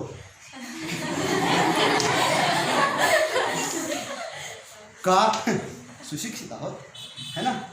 टाय घातले, कोट घातलाय, है ना? नवरदेव पुढं, त्याच्या मागे अशी लोक. जिवंतपणाची 3 लक्षणं आहेत: हसणं, नाचणं, गाणं. बघा, ती 1 लाखाचा बँड आणलाय, ती वरात चाललेली आहे, एकदम सोफिस्टिकेटेड लोक असे चालले, आणि एक जण तिकडनं जनतामधनं निघाला आणि त्याने पाहिलं तिकडे झिंगाट चालू आहे. तो गेला, तो दनादन नाचला, आणि मग इकडे जे उभे पिऊन आलाय येडा आहे. अरे पण तुझ्या 1 लाखाच्या डीजेची मजा कोणी घेतली? हॅलो, 1 लाखाचा डीजे लावला होता ना, त्याची मजा कोणी घेतली? त्या येड्याने घेतली. येडा बनके पेडा खाओ, या पे ज्यादा हुशार मत बनो. इथं तुम्ही जास्त हुशार बनाल, लोक तुम्हाला गोळ्या घालतील. लक्षात घ्या, हुशारी काही कामाची नाही. येडं बना. नॉलेज मिळवण्यासाठी वेडं बनणं गरजेचं. तुम्हाला किती येतं याला महत्त्व नाही, तुम्ही किती शिकून घेताय ना याला खूप महत्त्व आहे. लक्षात घ्या. मी आज पण शिकतो, मी आज पण यूट्यूबवर जातो, तिथं चांगल्या चांगल्या स्पीकर्स, ट्रेनर्सचे लेक्चर्स ऐकतो. पुस्तकं वाचतो, सकाळी लवकर उठतो, फिरायला जातो, ह्या सगळ्या गोष्टी करतो. लक्षात घ्या, तुम्हाला पण करायचं. मी तुमच्याशी आता जवळजवळ 1.5 तास झाला असेल बोलतोय ना. किती वेळ झाला? 11ला 11:30ला सुरू केलं, 12:30 पावणे 1 झाले. 1.5 तास झाला आहे मी तुमच्याशी बोलतो आणि नॉनस्टॉप बोलतो. मी हातात पुस्तक घेतलंय का एकतरी? तुम्हाला लिहायला लावलंय काही वाचायला लावलंय? पण तरी तुम्हाला सगळं समजलं.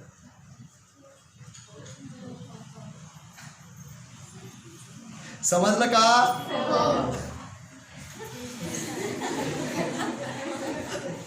समजलं का?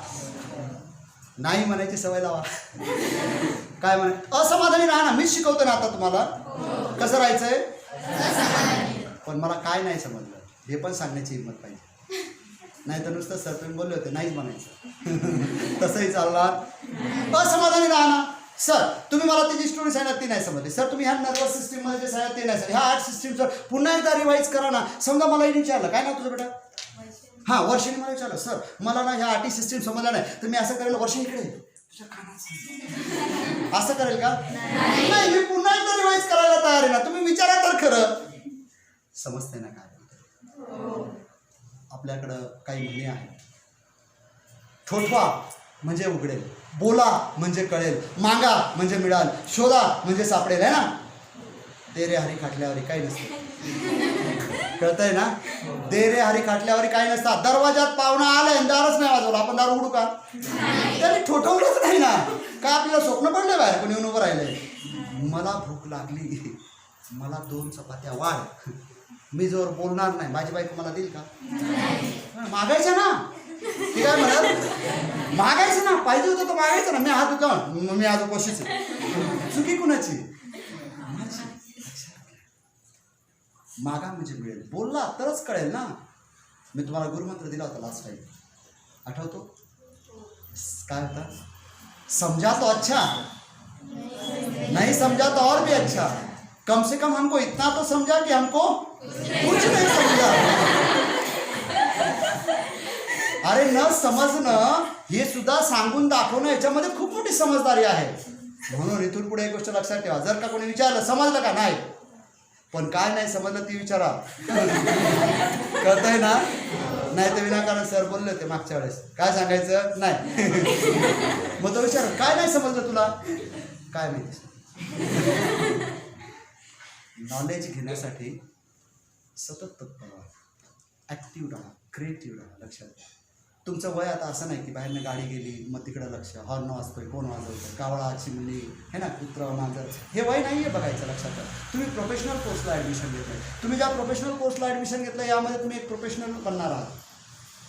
काही लोक प्रोफेशनल आहेत, डॉक्टर प्रोफेशनल आहेत, वकील प्रोफेशनल आहेत, इंजिनियर प्रोफेशनल आहेत, बरोबर. आपल्या मंदिरातला पुजारीसुद्धा प्रोफेशनल आहे. डॉक्टरकडे गेला, तपासलं, इंजेक्शन दिलं, लगेच पैसे मागतो. SR no. वकिलाकडे गेला, सल्ला मागितला, पैसे मागतो. इंजिनियरकडे गेला, प्लॅन दिला, पैसे मागतो, बरोबर. पुजाऱ्याकडे गेला, भविष्य सांग, 11 रुपये पहिले ठेव, मग तो भविष्य सांगतो. येस, तसं तुम्ही पण ज्यावेळेस 18 महिन्यानंतर प्रोफेशनल बनाल, ज्यावेळेस तुम्ही एखाद्या हॉस्पिटलला काम कराल, फुकट नाही करणार, बदल्यात सॅलरी मिळणार आहे. पण ती सॅलरी काही मुलींना 5,000 असेल तर काही मुलींना 25,000 असेल, काही मुलींना 30,000 असेल तर काही मुलींना 20,000 असेल. ती काय तुमची फिक्स नाही आहे. आता तुम्ही म्हणाल सर फिक्स का नाही आहे? तर तुमच्या सगळ्यांची डोकी सारखी नाही आहेत. कळतंय ना? एखादी मुलगी खूप छान शिकेल आणि खूप नॉलेजेबल बनेल, जिच्याकडे नॉलेज जास्त आहे तिला पगार जास्त मिळेल. Sir no. एखादीला सुगाण्याची जत्रा, तळमळ है ना. वर्षाला वाटलं कविता गेली, तळमळ. कविताला कळलं वर्षा गेली, तळमळ. इकडं गौरी आली, गणपती आली, होळी, बाप रे, जावंच लागेल है ना. सुरगाण्याची जत्रेत जर का मी गेलो नाही ना रे, पाळण्यात जर का बसलो नाही तर पाळण्यावाल्याचं काय होईल? काही होणार नाही दादा. ह्या जगामध्ये काहीच बदललेलं नाही आहे. मी आज 44 वर्षाचा आहे. मी गेल्या 30 वर्षापासून या सुरगाण्याला पाहतो. हे असंच आहे. इथली लोकं बी अशीच आहेत. गल्ल्या पण त्याच आहेत, फक्त वाढल्यात, बाकी काही झालं नाही. आत्ताशी पुढं तुमचं डांबरीकरण, खडकी काय ते कॉन्क्रिटीकरण व्हायला लागलं. आत्ताशी लक्षात घ्या. काही बदलत नाही. लक्षात ठेवा. बदलायचं असेल तर पहिले आपण बदला, स्वतःमध्ये बदल करा, मग बघा सुरगाणा बदललेला दिसेल. लक्षात घ्या. नाही तर तुम्हाला असं वाटेल मी प्रॅक्टिकल लाईफमध्ये आहे, इकडं जत्रा भरली, गेलंच पाहिजे. माझ्याशिवाय जत्रा भरणार आणि उठणार सुद्धा. बऱ्याच वेळा एखाद्या घटनेमध्ये आपण स्वतःला विनाकारण खूप उडून घेतो. घरात चुलत भावाच्या मावस भावाचं लग्न आहे, चुलत भावाच्या मावस भावाचं लग्न आहे, मी गेलंच पाहिजे है ना. मी जर नाही गेलो, काय रे, मी जर नाही गेलो तर हळदीत नाचल कोण, त्या नवरीला मेकअप कोण करून. तुम्ही नाही बी आला ना तर काही लग्न थांबणार नाही. थांबेल का? पण ज्यावेळेस तुम्ही नर्स म्हणून बाहेर पडाल आणि 15-20 हजार रुपये जॉब कराल, ज्यावेळेस तुमचं लग्न असेल ना, तर ही लोक तुमच्याकडे नाचत गाजत वाजत येतील मस्त. कळतंय ना. लोकांच्या समस्या सोडवण्याचा प्रयत्न नक्कीच करा, पण त्या समस्येमध्ये स्वतःला अडकवून घेऊ नका. कळतंय. आयुष्य खूप छोटं आहे, लक्षात घ्या. पूर्वीची लोक 200-300 वर्ष जगायची, नंतर तो आकडा 100वर आला, नंतर तो 70-80वर आला, आज 50-55-60. ओके. कधी करोना कोणाची विकेट पाडेल माहिती. पुढच्या वेळेस माझं लेक्चर होतं का नाही होत काही नाही. आणि ह्याच्यात बसलेला एखादा कधी उडून जाईल कळतं. शिवाजी महाराज मावळ्यांना सतत एक संदेश द्या, उडाले ते कावळे, जाऊ द्या, राहिले ते मावळे. लक्षात घ्या. मावळ्यांचा इतिहास आहे, कावळ्यांचा आहे. कावळ्याला फक्त पितृपक्षातच आठवत आ आ आ आणि तो बी येत नाही म्हणून.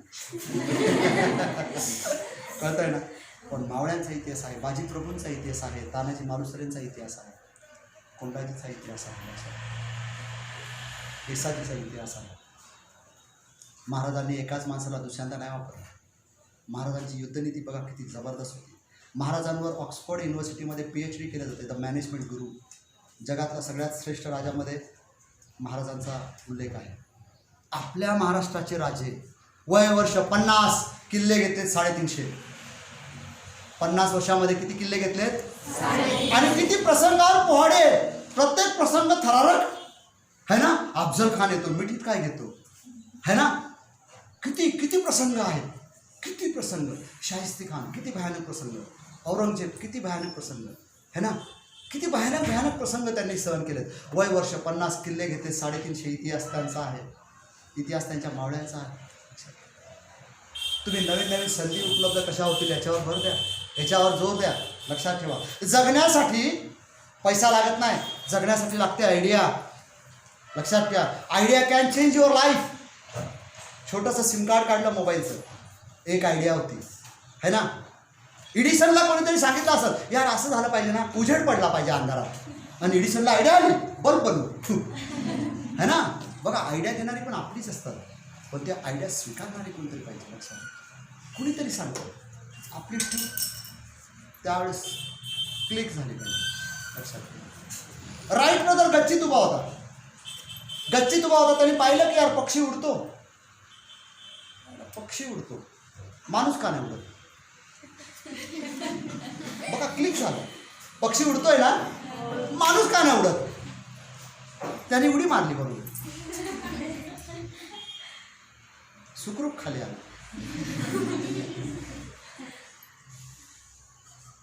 विचार केला, पक्षी का उडतो, त्याला पंख आहे है ना. मग 2-4 सुपडे बांधले, आता दुसऱ्या मजल्यावर गेला आणि तिथून उडी मारली. पंख हलवत हलवत खाली आला, एक पाय मोडला. हॉस्पिटलला ॲडमिट केल्यानंतर त्याला भेटायला लोक गेले, म्हणजे राईट काय झालं. अरे काय नाही यार, पक्षी उडतो ना, मग माणूस का नाही उडत.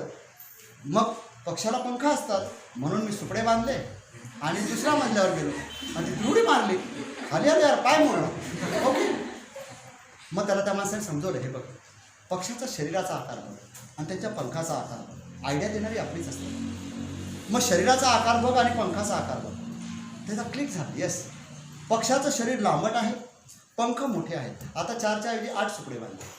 आता तिसऱ्या मजल्यावर गेलो आणि तिथून उडी मारली, धडपडत खाली आला. आता दुसरा पाय मारला. आता परत लोकांना कळलं की राईटनी दुसऱ्या मजल्यावर उडी मारलेली आहे. मग लोक परत गेले. राईट काय झालं, पक्षी उडतो, माणूस का उडत नाही. अरे तू येडा आहे का, माणूस कस काय उडू शकतो. म्हणे पक्षी उडतो ना. हो, मग माणूस का नाही उडत है ना. अरे मग तो नाही, जर पक्षी उडू शकतो तर माणूस पण उडू शकतो. अरे तू येडा झाला, आणि अख्ख्या मार्केटमध्ये न्यूज गेली, राईट येडा झाला, राईट ब्रदर येडा झाला, वेडा झाला, वेडा झाला, वेडा झाला. आणि हा वेडा लोकांना सांगत सुटला, एक दिवस माणूस उडेल, टेबल उडेल, कपडे उडतील, बेंच उडतील, सगळं काय उडल, मी उडवल. अरे आता खरंच वेडा झाला. आता सगळीकडे गेले बातम्या, पेपरमध्ये छापलं, राईट ब्रदर वेडा झाला, वेडा झाला, वेडा झाला, वेडा झाला. ह्याच वेड्याने पहिलं विमान बनवलं. आणि त्या विमानामध्ये बघा आज टेबल पण उडतोय, खुर्च्या पण उडत आहे, माणसं पण उडत आहे, कपडे पण उडत आहे. ज्या प्रवासाला 3 दिवस लागतात ना, तो 3 तासाचा झाला. हे झालं आजपर्यंतचा इतिहास. उद्या जेव्हा तुमची मुलं येतील ना, त्यांना जर आपण सांगितलं ना की यार 3 तासात आम्ही जातो बरं तिथं, ते म्हणाले येडा आहे, 3 मिनिटात ते असं काहीतरी बनवून टाकते. समजते ना? कारण दुनिया कोणत्या लोकांनी बनलेली आहे? असमाधानी लोकांनी बनलेली आहे. इथं समाधानी लोकांचं काम नाही आहे, लक्षात ठेवा. पूर्वीच्या काळी जेव्हा मोबाईल आला होता ना, त्याच्या अगोदर मोठा फोन होता असा काळा, तुम्ही हिंदी पिक्चरमध्ये बघितला असेल, ट्रिंग ट्रिंग ट्रिंग ट्रिंग असा वाजणारा, खूप कर्कश आवाजात वाजायचा तो. लोक पळतच जायची, उचलायची, है ना. त्याला आहे ना डायल होते, नंबर फिरवायला. ते पितळाचं होतं. पावसाळ्याच्या दिवसामध्ये त्याला शॉक लागायचा, पण तरी लोक शॉक लागला तरी पण फिरवायचे, है ना. आता शॉक लागतो हा पण एक प्रॉब्लेम होता. आणि ज्यावेळेस नंबर फिरवला ना, त्याला रिटर्न येऊसपर्यंत परत वाट बघावं लागायची, कारण ते गोल्ड डायल होतं. बघा तुम्ही हिंदी पिक्चरमध्ये तुम्हाला बघायला मिळेल. ओके, मग काही असमाधानी लोक एकत्र आली. ती काय बोलली, मायला खूप वेळ लागतो, एक तर शॉक बी लागतो आणि वेळ पण लागतो. त्यांनी टच बटन बनवले. आणि बघा तुम्ही आज 1 रुपयाचा कॉईन बॉक्स बघितला असेल ना, त्याला टच बटन आहे, है ना. पटकन काम व्हायला लागलं, फास्ट व्हायला लागलं. परत काही असमाधानी लोक एकत्र आली. चला फोन तर बनवला, पण होतं काय माहिती का, याची रेंज आहे ना, म्हणजे असं नाही इथं ते. चला मला जर का माझ्या गार्डनमध्ये जाऊन जर का बोलायचं असेल ना एखाद्याशी, तर मला तसं नाही करतात, कारण वायर कमी पडते, है ना. असं काहीतरी करून टाकू का हे मोबाईल हातात घेऊन ये ना, असा बाथरूमपर्यंत जरी गेलो ना तर प्रॉब्लेम नको, है ना. असमाधानी लोक एकत्र आली. त्यांनी कॉर्डलेस फोन बनवला. आणि तो कॉर्डलेस फोन काही अंतरापर्यंत 30-40 फुटापर्यंत तो चालायचा. ओके, पण मग काही येड्यांच्या अजून असं लक्षात आलं, असमाधानी लोक ती बोलली, यार नाही, मी मार्केटला जरी गेलो ना, शाळेवर कामाला जरी गेलो ना, माझ्या बरोबर माझा फोन पाहिजे, है ना. मग हे फोन बनवण्याचं काम चालू असतानाच एक पेजर नावाची गोष्ट आहे. माहिती तुम्ही ऐकून आहात पेजर? पेजर एक अशी गोष्ट होती की एक सिस्टीम होती. त्या सिस्टीमला जर का आपण फोन लावला, फॉर एक्झाम्पल मी बाजारात गेलो आणि माझ्या बायकोला मला अजून 4 भाज्या आणायला लावायच्या, है ना. तर माझ्याकडे जर ते पेजर असेल ना, तर जसं तुम्ही आज मेसेज करता, ओके, अशा प्रकारे मी माझी बायको त्या सिस्टीमला फोन करायची आणि त्यांना सांगायची, हॅलो डॉक्टर अनिल पवारांना निरोप द्या का मार्केटमधून येताना पनीर, पालक, भेंडी आणि गाजर घेऊन या. आणि मग तो माणूस तिथं टाईप करायचा आणि तो मेसेज मला मिळायचा. मग मी वाचायचो, हां काय पाहिजे तुला, हां अच्छा पालक, पनीर, भेंडी आणि गाजर. मग मी घेऊन जायचो. असमाधानी लोक होते. हे किती दिवस मेसेज चालू. असं काहीतरी बनवणं बरोबरच राहील, कुठेही बोलता येईल. मोबाईलचा आविष्कार झाला, लक्षात. पण काही लोक त्यात बी असमाधानी होते. मोबाईल यार याच्यात सगळं दिसलं पाहिजे रे. अँड्रॉइड आणला, स्मार्टफोन आणला. आज बघा अख्खं जग आपल्या मुठीत आहे. हे सगळं जग आपल्या मुठीत आहे. सगळं असमाधानी लोकांनी बनलेलं आहे. तुम्ही तुमच्या लाईफमध्ये किती असमाधानी आहे ना, याच्यावरती तुमचं यश अवलंबून आहे. तुम्ही ठरवा तुम्हाला काय करायचं आहे. आणि त्या जे ठरवाल ना तुम्ही, मला काय करायचं आहे नेमकं, त्याच्याबद्दल नॉलेज घ्यायची सुरुवात करा. म्हणजे नॉलेज म्हणजे ज्ञान मिळवण्याची सुरुवात करा. बघा तुम्ही ऑटोमॅटिक्स खूप जबरदस्त बनून जा. असमाधानी राहा की मला हे करायचंच आहे ना, मग त्यासाठी मला अनेक क्वेश्चन्स विचारले पाहिजे, अनेक प्रश्न मला निर्माण झाले पाहिजे, अनेक लोकांना मी भेटलो पाहिजे, अनेक लोकांशी मी बोललो पाहिजे. समजतंय तुम्हाला? तरच तुम्ही ज्ञानी बोलू शकता. तुम्ही म्हणाल सर इथं बसूनच इथलं शिकवायचं, तर नाही, पॉसिबल नाही. माहिती नाही तुमचे लेक्चर अजून किती दिवस चालतील. आज थोडीफार परमिशन मिळालेली आहे आपल्याला. उद्या जर समजा नाही तर तुम्हाला डायरेक्ट प्रॅक्टिकलला जावं लागेल. कळत आहे ना. आता जर डायरेक्ट प्रॅक्टिकलला जायची वेळ आली तर अर्धी बॅग आजच भरून ठेवायला पाहिजे. हे सर नो प्रत्येक मुलामुलींनी काय करायची, आपली अर्धी बॅग आज भरून ठेवायची. काय माहिती कधी म्हणतील चला तिकडं जायचं. समजतंय ना. मग तुझ्यात जीव रंगला गुंतला हे कारण आहे. कळत आहे ना. ती कारण आहे. कारण जायचंय कुणासाठी, स्वतःसाठी. बरोबर ना. आता बघ जोवर चाललाय तोवर हरकत नाही. माहिती नाही तुमचे 15 लेक्चर होतील माझे का 20 होतील की 4 होतील की 5 होतील माहिती नाही. समजा झाले तर तुमचं नशीब, आणि नाही झाले तर मी तुम्हाला ॲपद्वारे भेटतोच आहे ना. एकाही मुलाने ॲप डाउनलोड केलं नाही तुमच्यापैकी? कोणी केलं आहे? कुणाकुणाकडे असं स्मार्टफोन आहे की नाही? मग करा ना, प्ले स्टोअरला जा, सेवा नर्स नाव टाका, आपला जो लोगो आहे तो लोगो येतो आणि त्याच्यामध्ये माझे सगळे व्हिडिओ आहेत जे मी तुम्हाला आता शिकवतोय. समजतंय काय बोलतोय? काय अवघड नाही आहे. सेवा नर्स तुमच्यावर लिहिलेलं आहे बघा, इथं तिथं ते लिहिलेलं आहे, तेच टाकायचं, सेवा नर्स, संपला विषय. अनिल पवार तुमच्या पॉकेटात, कारण माझेच व्हिडिओ आहेत सध्या तरी.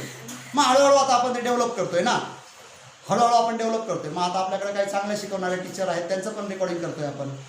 म्हणजे काय होईल, आता आपल्या 8 ठिकाणी कॉलेज आहेत, तर 8 मॅडम तर चांगले शिकवत असतील ना, मग ते 8 झाले, मग कैलास सर झाले, मोहन सर झाले, असे अनेक लोक आहेत ना जे तुम्हाला शिकवायला येणार आहेत.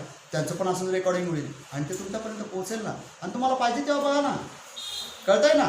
नर्सिंग किती सोपं झालंय, पॉकेटमध्ये येऊन गेलंय पूर्ण. Nursing in your hand. पण नर्सिंगमध्ये प्रॅक्टिकल खूप इम्पॉर्टंट आहे. तुम्ही प्रॅक्टिकलीच बनवू शकता, थेरोटिकली नर्स नाही बनवू शकत, लक्षात घ्या. 4.5 वर्षाचा कोर्स केल्यानंतर सुद्धा डॉक्टर लोकांना इंजेक्शन द्यायचं कसं हे कळत नाही, लक्षात घ्या.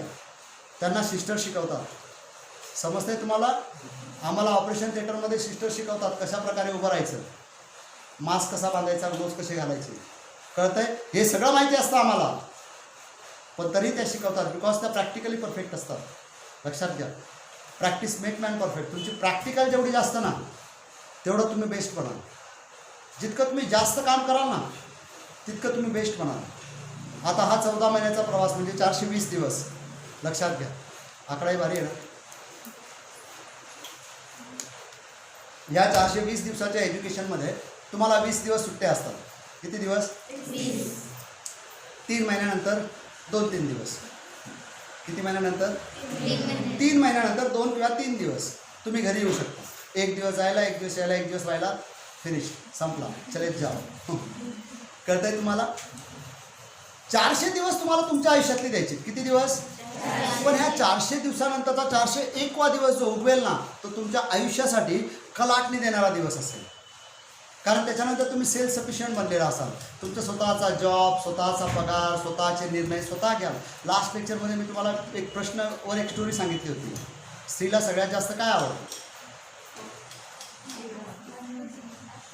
आत्मसन्मान. आत्मसन्मानाने कोणती स्त्री जगू शकते? जी स्वतः आत्मनिर्भर आहे, म्हणजे स्वतःचं स्वतः कमवते आणि स्वतःवर खर्च करते. लक्षात येतं तुम्हाला? टॉप लेवलला काही स्त्रिया आहेत बघा, टॉप लेवलला कुणालाच विचारत नाही, कुणाला विचारत नाही, कुणाला जुमानत सुद्धा नाही. एखादी स्त्री जेव्हा वैयक्तिक निर्णय घेते ना तेव्हा ती आत्मनिर्भर असते. लक्षात घ्या, तेव्हाच तिचा आत्मसन्मान तिला जागा करतो. तिथं आत्मनिर्भर स्त्रीलाच आत्मसन्मान जागा करतो. लक्षात ठेवा. तुम्ही जर का नवऱ्याच्या अंडर काम करताय, म्हणजे तो कमवतो आणि तुम्ही त्याला करून खाऊ घालता, तर तो तुम्हाला रोज कमीत कमी 10-5 शिव्या तरी देईल, एखाद्या वेळेस मारल सुद्धा. पण तुम्ही कमवा आणि तो तुमच्या जीवावर खाऊ द्या, तुम्ही म्हणा बस बस आहे गुड. कळतंय ना काय बोलतो?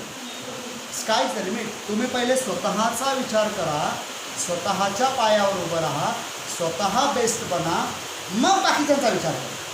कळतंय काय बोलतोय? कळतंय काय बोलतोय? यशस्वी होणं म्हणजे फक्त स्वतःपुरतं यशस्वी होणं असं नाही, तर आपल्यासोबत काही लोकांना पण यशस्वी करणं. आज तुम्ही ह्या कोर्सला ॲडमिशन घेतलंय ना, मग काही लोकांना अजून मार्गदर्शक नाही लाभलं, त्यांचं मार्गदर्शक बना ना. उद्या तुम्ही ॲप्रॉन घालून हॉस्पिटलला चाललाय आपल्या PSCला आणि येताना तिकडे तुम्हाला 4 मुली भेटल्या, ताई ताई काय करतेस तू, तर सांगा ना. मी नर्सिंग करते. कुठं करतेस? सेवा नर्सला करते. काय करतेस? ANMचा कोर्स करते. कळतंय ना काय बोलतोय? तुम्ही जोपर्यंत बोलणार नाही ना तिला कसं कळेल? समजतंय ना? कदाचित तिला पण करायचं आहे, पण तुम्ही तिच्याशी नाहीच बोलला तर तिला कळेल का? कुणाचं तरी मार्गदर्शक बना. हे खूप महत्त्वाचं आहे. समजतंय काय बोलतो?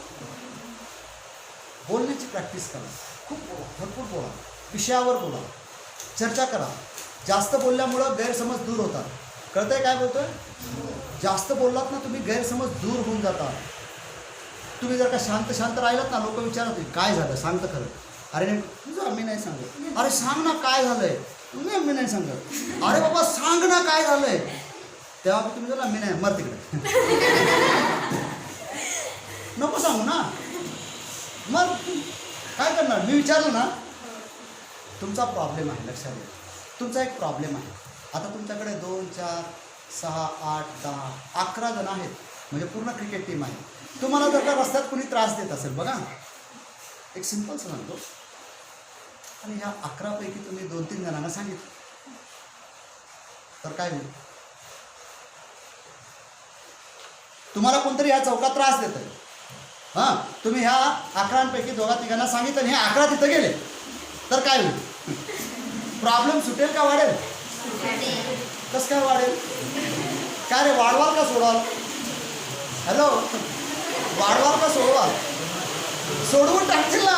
प्रॉब्लेम काय कळतंय ना. प्रॅक्टिकल लाईफमध्ये ना बऱ्याच वेळा काही मुलींना गिफ्ट येतं. गिफ्ट समजतात ना. आणि आजकालची मुलं मुलींना शक्यतो मोबाईल गिफ्ट करतात. का. नंबर आपल्याकडे, मिस कॉल आपणच मारणार, मॅसेज आपलाच आणि फोनसुद्धा म्हणून. आणि मोबाईल एखाद्याला दिला का ते येडच जातं. ते येडच होऊन जातं. लक्षात घ्या. हे लय भारी. हे एखाद्याला दिलं ना तुम्ही का 100% ते येडच होऊन जातं. कळतंय ना. आजकालची मुलींना मोबाईल फोन शक्यतो गिफ्ट देतात.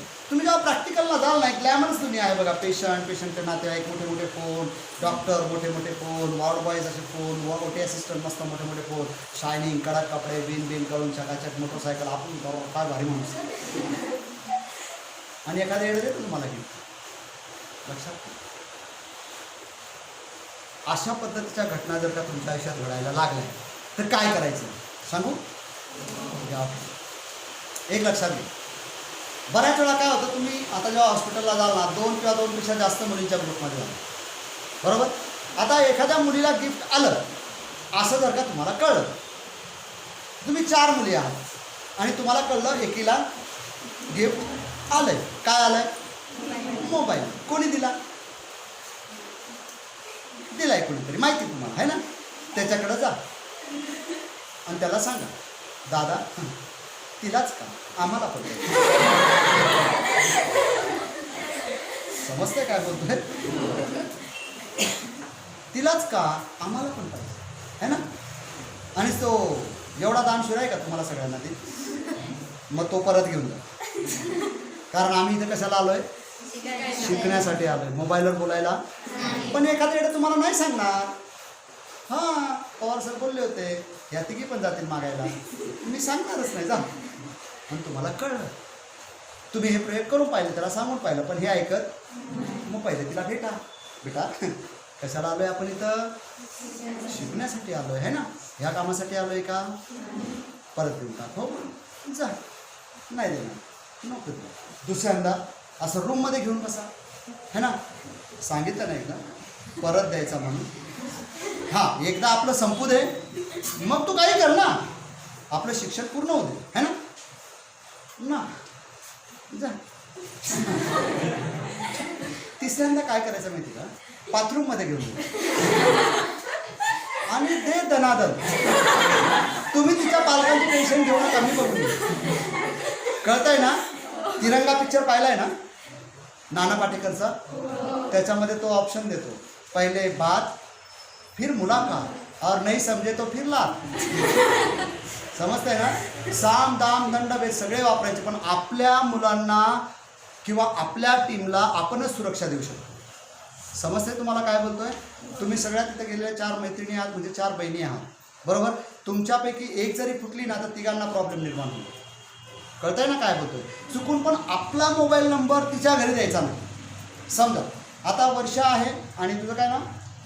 दीपाली. वर्षा आणि दीपाली आहेत. दीपाली आणि वर्षा योगायोगाने एकाच हॉस्पिटलला गेले है ना. वर्षाच्या भावाचा नंबर हा वर्षाला येतो फोन बरोबर.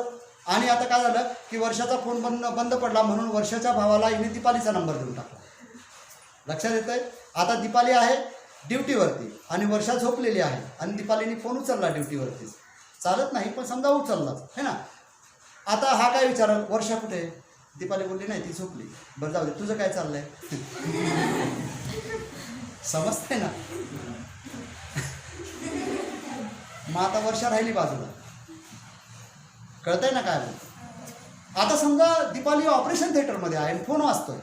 सरांनी दीपाली सिस्टर फोन वाजतोय तुमचा. सॉरी सर वाजतोय. अरे काय राहू का जाऊ है ना. सर्जन लोक फार चिडकी असतात. ऑन दी स्पॉट तुला गेट आउट करतील. कळतंय ना. ऑन दी स्पॉट म्हणतील बाई बॅग भर, तुझ्या सरांना बोलव, तू जाऊ शकतेस इथे. कारण सर्जन लोक ज्यावेळेस सर्जरी करत असतात, एकदा का त्यांनी कापलं शिवोसपर्यंत त्याचं डोकं एकदम वेगळ्या गणगणित असतं. समजतंय ना. मग आपला नंबर चुकून पण दुसऱ्याला द्यायचा, मैत्रिणीच्या भावा बहिणीला आई बाबाला तर बिलकुलच द्यायचा. मोबाईल आपला नंबर आपल्याच घरच्यांकडे असतात. चुकून ड्युटीला कधीही फोन वापरू नका, मोबाईल फोन. बरोबर. कारण मोबाईल फोनच्या नादामध्ये बऱ्याचशा घटना घडून जातात है ना. मोबाईल नाही का, गाडी चालवताना मोबाईल है ना, ॲक्सिडेंट होऊ शकतो. काही ते बघा असे कानाला, हां बोल ना रे, येतोच आहे, बोल ना रे. एवढं अर्जंट काम जसं काय तिकडं बॉ याच्या वाचून काय होणारच नाही. करोडोचं लाखोचं नुकसान होऊन जाईल है ना. काहींच्या पाठीमागं बायको बसलेली असते, समोर पोरगा असतं, कानाला फोन, अरे बोल ना रे पटकन, गाडी चालवतो ना, अरे थांबून बोल ना बाबा है ना. काही अडचण आहे. बरं सांगितलं जातं ना आपला मोबाईल आला तर गाडी साईडला घ्या, बोलून घ्या, मग पुढं जा ना. काय करोडोचं नुकसान होणार आहे का आपलं नाही. पण समजा अपघात झाला, छोटंसं बाळ आहे आणि झालं बघा. आत्ताच एक माझ्या मित्राचा ॲक्सिडेंट झाला. तो पिंपळगाववरून नाशिकला येतो, कारमध्ये होता, समोर ट्रक उभा होता, हा फोनवर बोलत होता. ते बाळ त्याला हातातनं फोन हिसकत होतं. हे सांग तिकडं असं करून तरी गाडी अशी जशी मारली ना तशी गाडी नेमकी त्या बाळाच्या साईडने दाबल्या गेली. बाळ जागेवर खल्लास झाला. कितीत पडला त्याचा मोबाईल समजतं नाही मला. अशा मोबाईलमुळं अनेक घटना घडतात. त्यामुळे ड्युटीला मोबाईल वापरायचा. एखाद्या हॉस्पिटलमध्ये तुम्ही गेल्याच तुम्हाला वॉर्निंग करतात, सिस्टर ड्युटीवर मोबाईल वापरायचा नाही. मग काही मोबाईल ॲडिक्ट लोक झालेले आहेत आपल्याकडे. सर नर्सिंग नाही केलं तरी चालेल, पण मोबाईल देणार. मग डॉक्टर म्हणतात, बाई जिथून आली ना तिथं परत जा, मोबाईलच शिक, मोबाईलमध्ये मास्टरी कर है ना. समजते ना काय बोलतो. मोबाईल हा आपल्या जीवनाचा एक भाग आहे, लक्षात घ्या. तो गरजेचा आहे परंतु वेळेपुरताच आहे. समजते ना. प्रत्येकच वेळेस मोबाईल तुमच्या कामाला येईल असं. मोबाईल आपल्या हातात, आणि जर का आपण चुकून एखाद्याला चुकीचं इंजेक्शन दिलं तर एखाद्याचा जीव पण जाऊ शकतो. समजते ना. अशा बऱ्याच वेळा अशा घटना घडतात. कधी कधी आपण मोबाईलच्या नादात त्याला डोस द्यायचं विसरून जातो. लक्षात येतं ना. जो बरा होणारा असतो तो कॉम्प्लिकेशन्समध्ये निघून जातो. आपली ड्युटी संपली, रूमवर जा, मिस कॉल बघा, इम्पॉर्टंट असेल त्याला कॉल बॅक करा आणि लगेच ठेवा. कारण तुमच्या रूमच्या बाहेर पण एक कॅमेरा बाबा लावलेला आहे. आणि आजकाल सगळे कॅमेरे हे साऊंड कॅमेरे आहेत. म्हणजे आपण काय बोलतो हे ते कॅमेरा ऐकतंय आणि जर तुम्ही त्याच्यासमोर गेलं तर बघतं पण. लक्षात येतं आहे. मग तुम्ही कुणाशी बोलत होता हे पण ऐकायला येतं आणि तुम्ही कोणासोबत समोर उभे होता हे पण दिसायला दिसतं. मग एक गोष्ट नेहमी लक्षात ठेवा, मोबाईलमध्ये गेलात, घरच्यांशी आपण किती वेळ बोलतो, किती वेळ बोलतो आपण घरच्यांशी. 2 मिनटं, 3 मिनटं. मग मी माझ्या मुलाची बोलतो. माझा मुलगा वाड्याला आहे, तो पण डॉक्टर आहे. मी त्याच्याशी बोलतो, हॅलो बेटा कसा आहेस. तो पप्पा ठीक आहे. मग काय चाललं आहे तुझं, किती पेशंट येतात, काय 5-7 पेशंट झाले आहेत. ओके ओके ठीक आहे. कशाची होती, अच्छा अच्छा अच्छा. बाकी तुझी तब्येत कशी आहे, बरं आहे पप्पा. जेवण केलंस का तू, हो पप्पा. चल ठेवू का मग, ओके बाय पप्पा.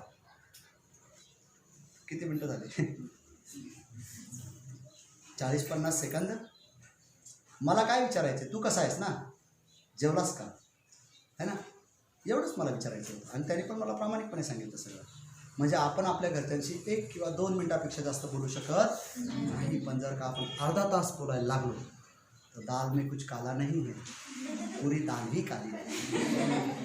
आणि तरी मला काही सॅम्पल असं म्हणतात, सर माझ्या आईचा फोन होता ना. मग आई काय अर्धा तास बोलते. बरं एका दिवशी बोलते पण आहे ना, सांगते बाबा, वृत्तांत सांगते, बाबांनी काय केलं, दादानी काय केलं, ताईंनी काय केलं है ना, सांगते सगळं. अर्धा तास झालं. पण काय मग रोज रोज सांगते, मग रोज रोज अर्धा तास कुठं जातो. आणि हे रोज तो कॅमेरा बाबा ऐकतोय आणि तो रेकॉर्ड करतोय. आणि तिथला जो मास्तर आहे त्यांची एक सवय असते, पूर्ण दिवसभराचं रिवाइंड लावून द्यायचं. इकडे जेवायला बसतात, ती बायको तिकडे स्वयंपाक करते, हा इकडे टी व्ही पाहतो, चालू राहतं. कोण आलं, कोण गेलं, कोण काय बोललं, कुणाशी बोललं, सगळं ते तिकडं चालूच राहतं ते सगळं. मग त्यात जर का काय असं वाटलं, अर काहीतरी गडबड आहे, सगळं पण ओहो अशी गडबड आहे का, समजतंय ना. आणि बरोबर तेवढंच तो क्लिक कट करतो आणि मला पाठवून देतो. हे बघा सर, असं असं तुमचं सॅम्पल करतो. लक्षात येते. मग मी तिथे आल्यावर काय बेटा, आईशी बोलत होते ना सर. एक मुलगी रात्रीची 2 वाजता हॉस्पिटलच्या बाहेर निघाली. किती वाजता? 2 वाजता. मला एक सांगा, एका अनोळखी शहरामध्ये तुम्ही 2 वाजता कसं काय बाहेर पडू शकता? पडू शकता? आणि जर पडल्या तर कसं काय पडाल? जर कुणी आला असेल तर, कुणीतरी बाहेर उभा असेल तर, काहीतरी विश्वासाचा व्यक्ती असेल तरच. बरं ठीक, कॅमेरा बाबाने कॅच केलं. 2 वाजता बाहेर पडली आणि 4 वाजता मध्ये आले. त्याने मला क्लिप कट केली, दिली पाठवून. मी हॉस्पिटलला गेलो. म्हटलं काय बेटा, तू रात्री 2 वाजता बाहेर पडलीस? नाही सर, मी इथं झोपलेली होती ना. अरे नाही बेटा, तू बाहेर पडली. सर असं काही पण बोलायचं नाही बरं का सर. म्हटलं बेटा तू बाहेर पडली होतीस ना, काय प्रूफ आहे तुमच्याकडं? मग मी प्रूफ काढलं मोबाईल. म्हटलं अरे या अय्या, मला ना सर झोपेत चालायची सवय आहे. बर, झोपेत चालायची सवय आहे इथपर्यंत मी समजू शकतो, पण झोपेत काय मग टाटा बाय बाय अशी पण सवय आहे का? हॅलो, समजतंय ना, अशी पण सवय आहे का झोपेत? बरं झोपेत काय मग तू फ्रेश कपडे घातलेस, मेकअप केलायस, सगळं दिसतंय ना. एक गोष्ट लक्षात, ती गेली, ती परत आली, तिचं सुद्धा गेलं. समजा नसते आली मग, समजा बाहेर तुझ्या बाबतीत काही घडलं असतं मग, समजतंय ना. आजकाल मग पाहिजे तुम्हाला कितीतरी घटना घडतात है ना. आरच्या आणि परशी पळून हैदराबादला गेले होते ना, है ना. आणि रात्रीच्या वेळेस बस स्टँडवर बघा ते गुंड येतात आरचीला पकडायला, है ना, है ना. तेवढ्यात जर का ती आम्मा दांडा घेऊन नसते आली तर आरचीचं काय झालं असतं? कळतंय ना. एकटा परशा कोणाकोणाशी लढला असता. आणि इथं तर परशाही नव्हता, कोण होता माहितीच नव्हतं. समजतंय ना तुम्हाला. बाहेरची परिस्थिती काय आहे ते आपल्याला माहीत नाही, त्यामुळे विनाकारण अति डेअरिंग करायची. लक्षात ठेवा. बऱ्याचशा मुलीकडनं तिकडे गेल्यावर पहिला प्रॉब्लेम, सर करमतच नाही मला इथं. मग करमायला गेली का? तुम्ही करमायला गेलाय का इथून? नाही. तुम्ही इथून तिकडे गेलाय काम करायला, शिकायला, है ना. तुमचं सगळं लक्ष कुठं असलं पाहिजे? शिकण्यावरती, बरोबर, ते कामावरती असलं पाहिजे. पण तुमचं लक्ष जर का जत्रेवर आहे तर शिकाल कुठून? क्लिअर होत आहे ना काय? आपलं पूर्ण कॉन्सन्ट्रेशन तिथं शिकण्यावर असलं पाहिजे. आपल्या समोर काय काम चाललंय, आपण कुठं आहोत, आपण कुणाबरोबर आहोत, आपण ते बघितलंय का, आपण ते लिहिलंय का, लिहिलेलं वाचलंय का, ह्या सगळ्या गोष्टी मध्ये जर का तुम्ही इन्व्हॉल्व राहिला ना, 14 महिने तुमचे 14 दिवसासारखे निघून जातात, कळत पण नाही. बऱ्याचशा मुलींना मी सांगतो, बेटा तुझं संपलं आता, जा तू. नाही हो सर, माझं नाही संपलं अजून. का? तिला माहितीच नाही तिचं संपून गेलं म्हणून. कळतंय ना. आणि एखादं संपलं जेव्हा, सर माझं कधी संपलं, सर मी घरी जाऊ मग, सर सुट्टी ध्यान देऊन देऊ, काय चाललं? समजतंय ना काय बोलता? नाचताय ना अंगण वाकडं. कोणी कोणी म्हणतंय आमच्याकडे ना सर झोपायला जागाच नाही, अख्खा हॉल रिकामा, पण झोपायला जागा नाही. सर ते भातात ना मीठच नसतं, मग मिठाचा पुडा कोण देईल? मीठ नसतं ना. आता आळणीच बनवतात ना जनरली जास्त लोकांचा स्वयंपाक, आणि मीठ वरून देतात, टाकून खायचं असतं ना. आता ते टाकून काय तिथला डॉक्टर टाकून देणार आहे का, मी जाणार आहे का, तिचे मम्मी पप्पा जाणार आहे? समजतंय ना. नाचताय ना अंगण वाकडं. खूप काही लोक म्हणतात, सर खाली तर कोबाच आहे, घरी तुझ्या फरशी आहे का, मार्बल आहे? असेल बी कदाचित तुझ्या घरी, पण तू शिकायला आली ना, मग तू ॲडजस्ट कर ना. एकाच दिवशीमध्ये इतके डिमांड. पेटच्या पोरांचा किस्सा सांगतो तुम्हाला. डबा यायचा 3 मजली डबा, सर पोटच भरत नाही म्हणायचे. अरे मग 4 चपात्या येतात, डाळ भात येतो, भाजी येते, है ना. आता 4 चपात्या आणि डाळ आणि भात पोट नाही भरणार. बरं नाही भरत तुझा बोपोट, मान्य, चल कबूल केलं. मग त्या मेसवाल्याला सांग ना 2 चपात्या अजून टाक, पैसे देतो ना मी, कारण तुम्हाला तिकडं राहण्याचा आणि खाण्याचा खर्च नाही माहिती आहे तुम्हाला. मग देतो ना पैसे मी, तू टेन्शन नको देऊ. तू अजून 2 चपात्या मागून घे. 2 चपात्या मागून येतात. तिसऱ्या दिवशी त्याचा मला फोन आला, सर ते भातात ना मिठच नसतं, मला नाही राहायचं इथे. नाचता येईना, अंगण वाकडे. सगळं काही तुमच्यावर डिपेंड करतं. तुम्ही जर का कारणं द्यायला सुरुवात केली ना की आयुष्य कारणाने भरून जातं. लक्षात ठेवा, एखादी घटना घडली ना की आपण तिला प्रॉब्लेम करून देतो. आयुष्यात मुळात प्रॉब्लेम्स नसतातच, आयुष्यात घडतात घटना आणि त्यांना आपण नाव देतो प्रॉब्लेम. समजते तुम्हाला? तुमच्या हॉस्पिटलमध्ये एखादी घटना घडली का तुम्ही तिला विनाकारण प्रॉब्लेम असं नाव देता आणि त्याला अजून फुगून फुगून मोठं करता. लक्षात घ्या. आपल्याला लहानपणी एक गोष्ट होती बघा, एक बेडूक असतो आणि ते एका डबक्यामध्ये तिच्या काही बेडकांना जन्म देतो. मग ती मादा बेडूक जी आहे ना ती शिकार करायला ते डबक्याच्या बाहेर जाते आणि ते जे काही बेडूक असतं ते डबक्यातच पोहतं. ते ह्या कोपऱ्यातून त्या कोपऱ्याला जातं, ह्या कोपऱ्यातून ह्या कोपऱ्याला. त्याला लय वेळ लागतो त्या डोक्यातून ह्या कोपऱ्याला त्या कोपऱ्याला जायला. त्याला असं वाटतं डबकंच विश्व आहे, हे जे डबकं आहे हेच विश्व आहे.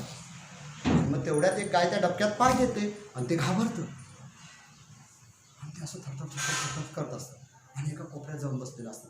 तेवढ्यात मादा बेडूक येतं तिकडे. मादा बेडूक येते लागतं, काय झालं माझ्या पिल्लाला, का बरं घाबरलं, कोणी मारलं? कोणी मारलं बिरलं नाही, तुला माहिती आहे आपल्या डबक्यात असला मोठा प्राणी आला होता, त्याचा पाय इथं आई, मी एवढं घाबरलो, थोडक्यात वाचलो. म्हणे किती मोठा प्राणी आला होता? म्हणे खूप मोठा. बेडूक पाणी पितं, एवढा मोठा तर नाही, अजून मोठा. बेडूक अजून पाणी पितं, एवढा मोठा नाही, म्हणतो अजूनही मोठं. बेडूक अजून एवढा मोठा नाही, अजूनही मोठा. बेडूक शेवटी भरपूर पाणी पितं, एवढा मोठा. ते म्हणतो ना अजून मी मोठा. ते अजून पितं, पोट फुटतं, मरतं. स्टोरी आहे की आपण प्रॉब्लेमला असंच मोठं करून टाकतो. कळतंय काय बोलतोय? प्रॉब्लेम असतात छोटे, ती असते एक घटना, त्या घटनेला तिथंच सोल्युशन असतं. तुमच्या एखाद्याने कानाखाली मारली, दुसरीला तुम्ही त्याला एक मारून द्या, प्रॉब्लेम सॉल्व. कळतंय? कळतंय काय बोलतो? तुम्हाला एखाद्याने शिवी दिली, उलट्यात तुम्ही त्याला एक शिवी दिली, विषय सॉल्व. परत ते तुमच्या नादी लागत नाही, तुम्ही त्याच्या नादी लागत नाही. कळतंय ना? पण मग तू मारलं, मग बघूनच घेतो, तुला पाहून घेईल, मग बसा 14 महिने भांडत. कळतंय ना? वाद घालण्यात मजा नाही आहे, वाद मिटवण्यात मजा आहे. समजतंय ना? वाद तर कुणी घालतं आणि वाद घातला तर लोक काय म्हणतात, मूर्ख आहे, त्याचा काय नादी लागतो.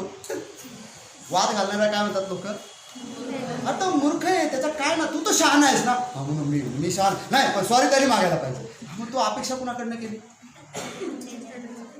एकदा एक गाढव आणि एक वाघ. गाढव वाघाला म्हणतं गवत पिवळं आहे, वाघ म्हणतो येडा आहे का, गवत हिरवं आहे. आता गवत कोण खातं? गाढव. वाघ कधी गवत खाताना पाहिलंय का? नाही. गाढव वाघाला काय म्हणतं? गवत पिवळं आहे. वाघ काय म्हणतो?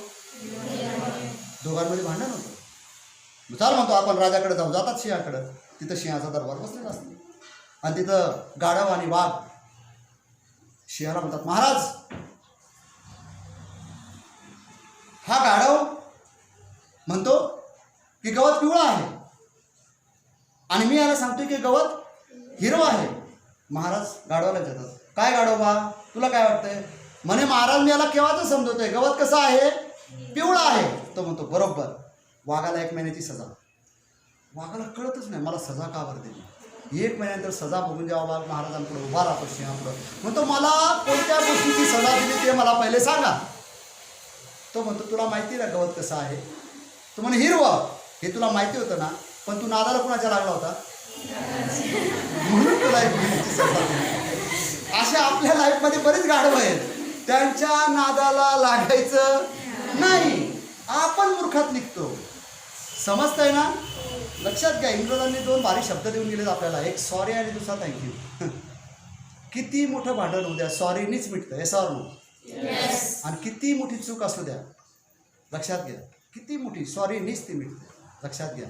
आणि कोणी तुमच्यासाठी किती चांगलं काम करू द्या, तुम्ही त्याला थँक्यू बोललात ना का तो स्माईल देतो तुम्हाला. ओके, त्याने छोटंसं जरी काम केलं तुम्ही थँक्यू बोला तरी ती स्माईल देतो, इट्स ओके. लक्षात येतं? सॉरी आणि थँक्यू 2 शब्दांचा प्रॅक्टिकल लाईफमध्ये पुरेपूर वापर करा. स्वतःच्या माइंडला कॉन्सन्ट्रेट करा. जी मी काल होती ती मी आज नाही आहे. काल जर एखाद्याशी भांडणं झाली असतील ना तर आज ते आठवू नका. कळतंय? कारण कालचा विषय कालच मिटलाय. कारण कालच तुमच्या त्या सेल मेल्यात. मी आज तुम्हाला शिकवलं शरीर कशाने बनलंय? सेल्सनी, है ना. करोडो अरबो सेल्सनी आपलं शरीर बनलं, बरोबर. आणि एक सेल 24 तासच जगते. मग कालचं भांडण कोणी केलं होतं? त्या सेलने. ती सेल मेली, याचा अर्थ तो वाद तिथंच मिटला आहे. लक्षात घ्या. It's very important. एखादा वाद जागेवरच मिटून टाका. तो वाद चघळत राहू नका, कारण तो सगळ्यात तुमच्या आयुष्यातला कॅन्सर बनून जाईल. आणि तुम्हाला माहिती आहे कॅन्सर लवकर बरा होत तो माणसाला घेऊन जातो. समजतंय? म्हणून कोणताही वाद असेल तो लगेच मिटवा. त्या माणसाशी दोस्ती करून टाका. काय सांगता येतं, तो माणूस पुढे आपला चांगला मित्र बनू शकतो. समजते तुम्हाला? म्हणून कोणाशीही वाद घालायचा नाही, उलट उत्तर द्यायचं नाही. आपण ज्यांच्यामध्ये राहतोय, ज्यांच्यावर बसतोय, ती लोक आपल्यापेक्षा वयाने मोठी आहेत, मानाने मोठी आहेत, डिग्रीने मोठी आहेत. त्यांना मान द्या, सन्मान द्या, उलट उत्तर देऊ नका. चुकलं तर सॉरी म्हणा, चांगलं वाटलं तर थँक्यू म्हणा आणि पुढं जा. जिंदगी चलने का नाम है, रुकने का नहीं, चलते रहो. आपण थांबलेल्या बसमध्ये कधीही बसत नाही. लक्षात घ्या. आपण चालत्या बसलाच हात देतो. कळतंय ना? जीवन चालण्याचं नाव आहे, थांबण्याचं नाव नाही आहे. म्हणून सतत चालत राहा, पुढं जात राहा. पुढं खूप चांगलं उत्तुंग सक्सेसफुल करिअर तुमची वाट बघताय. एक ब्राईट फ्युचर तुमची वाट बघताय. जगातल्या सगळ्यात मोठ्या इंडस्ट्रीमध्ये तुम्ही आलेला आहात. या इंडस्ट्रीचं वैशिष्ट्य असं आहे की ही कधीच मरणार नाही आहे. या जगामध्ये माणसं बनणं कधी बंद होईल का? माणूस आहे तर आजार आहे, आजार आहे तर डॉक्टर आहे, डॉक्टर आहे तर हॉस्पिटल आहे, आणि हॉस्पिटल आहे तर नर्स आहे. विदाऊट नर्स कोणतंही हॉस्पिटल नाही आहे. लक्षात घ्या. तुम्ही खूप जबरदस्त इंडस्ट्रीमध्ये पाऊल ठेवलेलं आहे. मी पुन्हा एकदा तुमच्या सगळ्यांचं खूप खूप मनापासून अभिनंदन व्यक्त करतो. इथंच थांबतो. थँक्यू.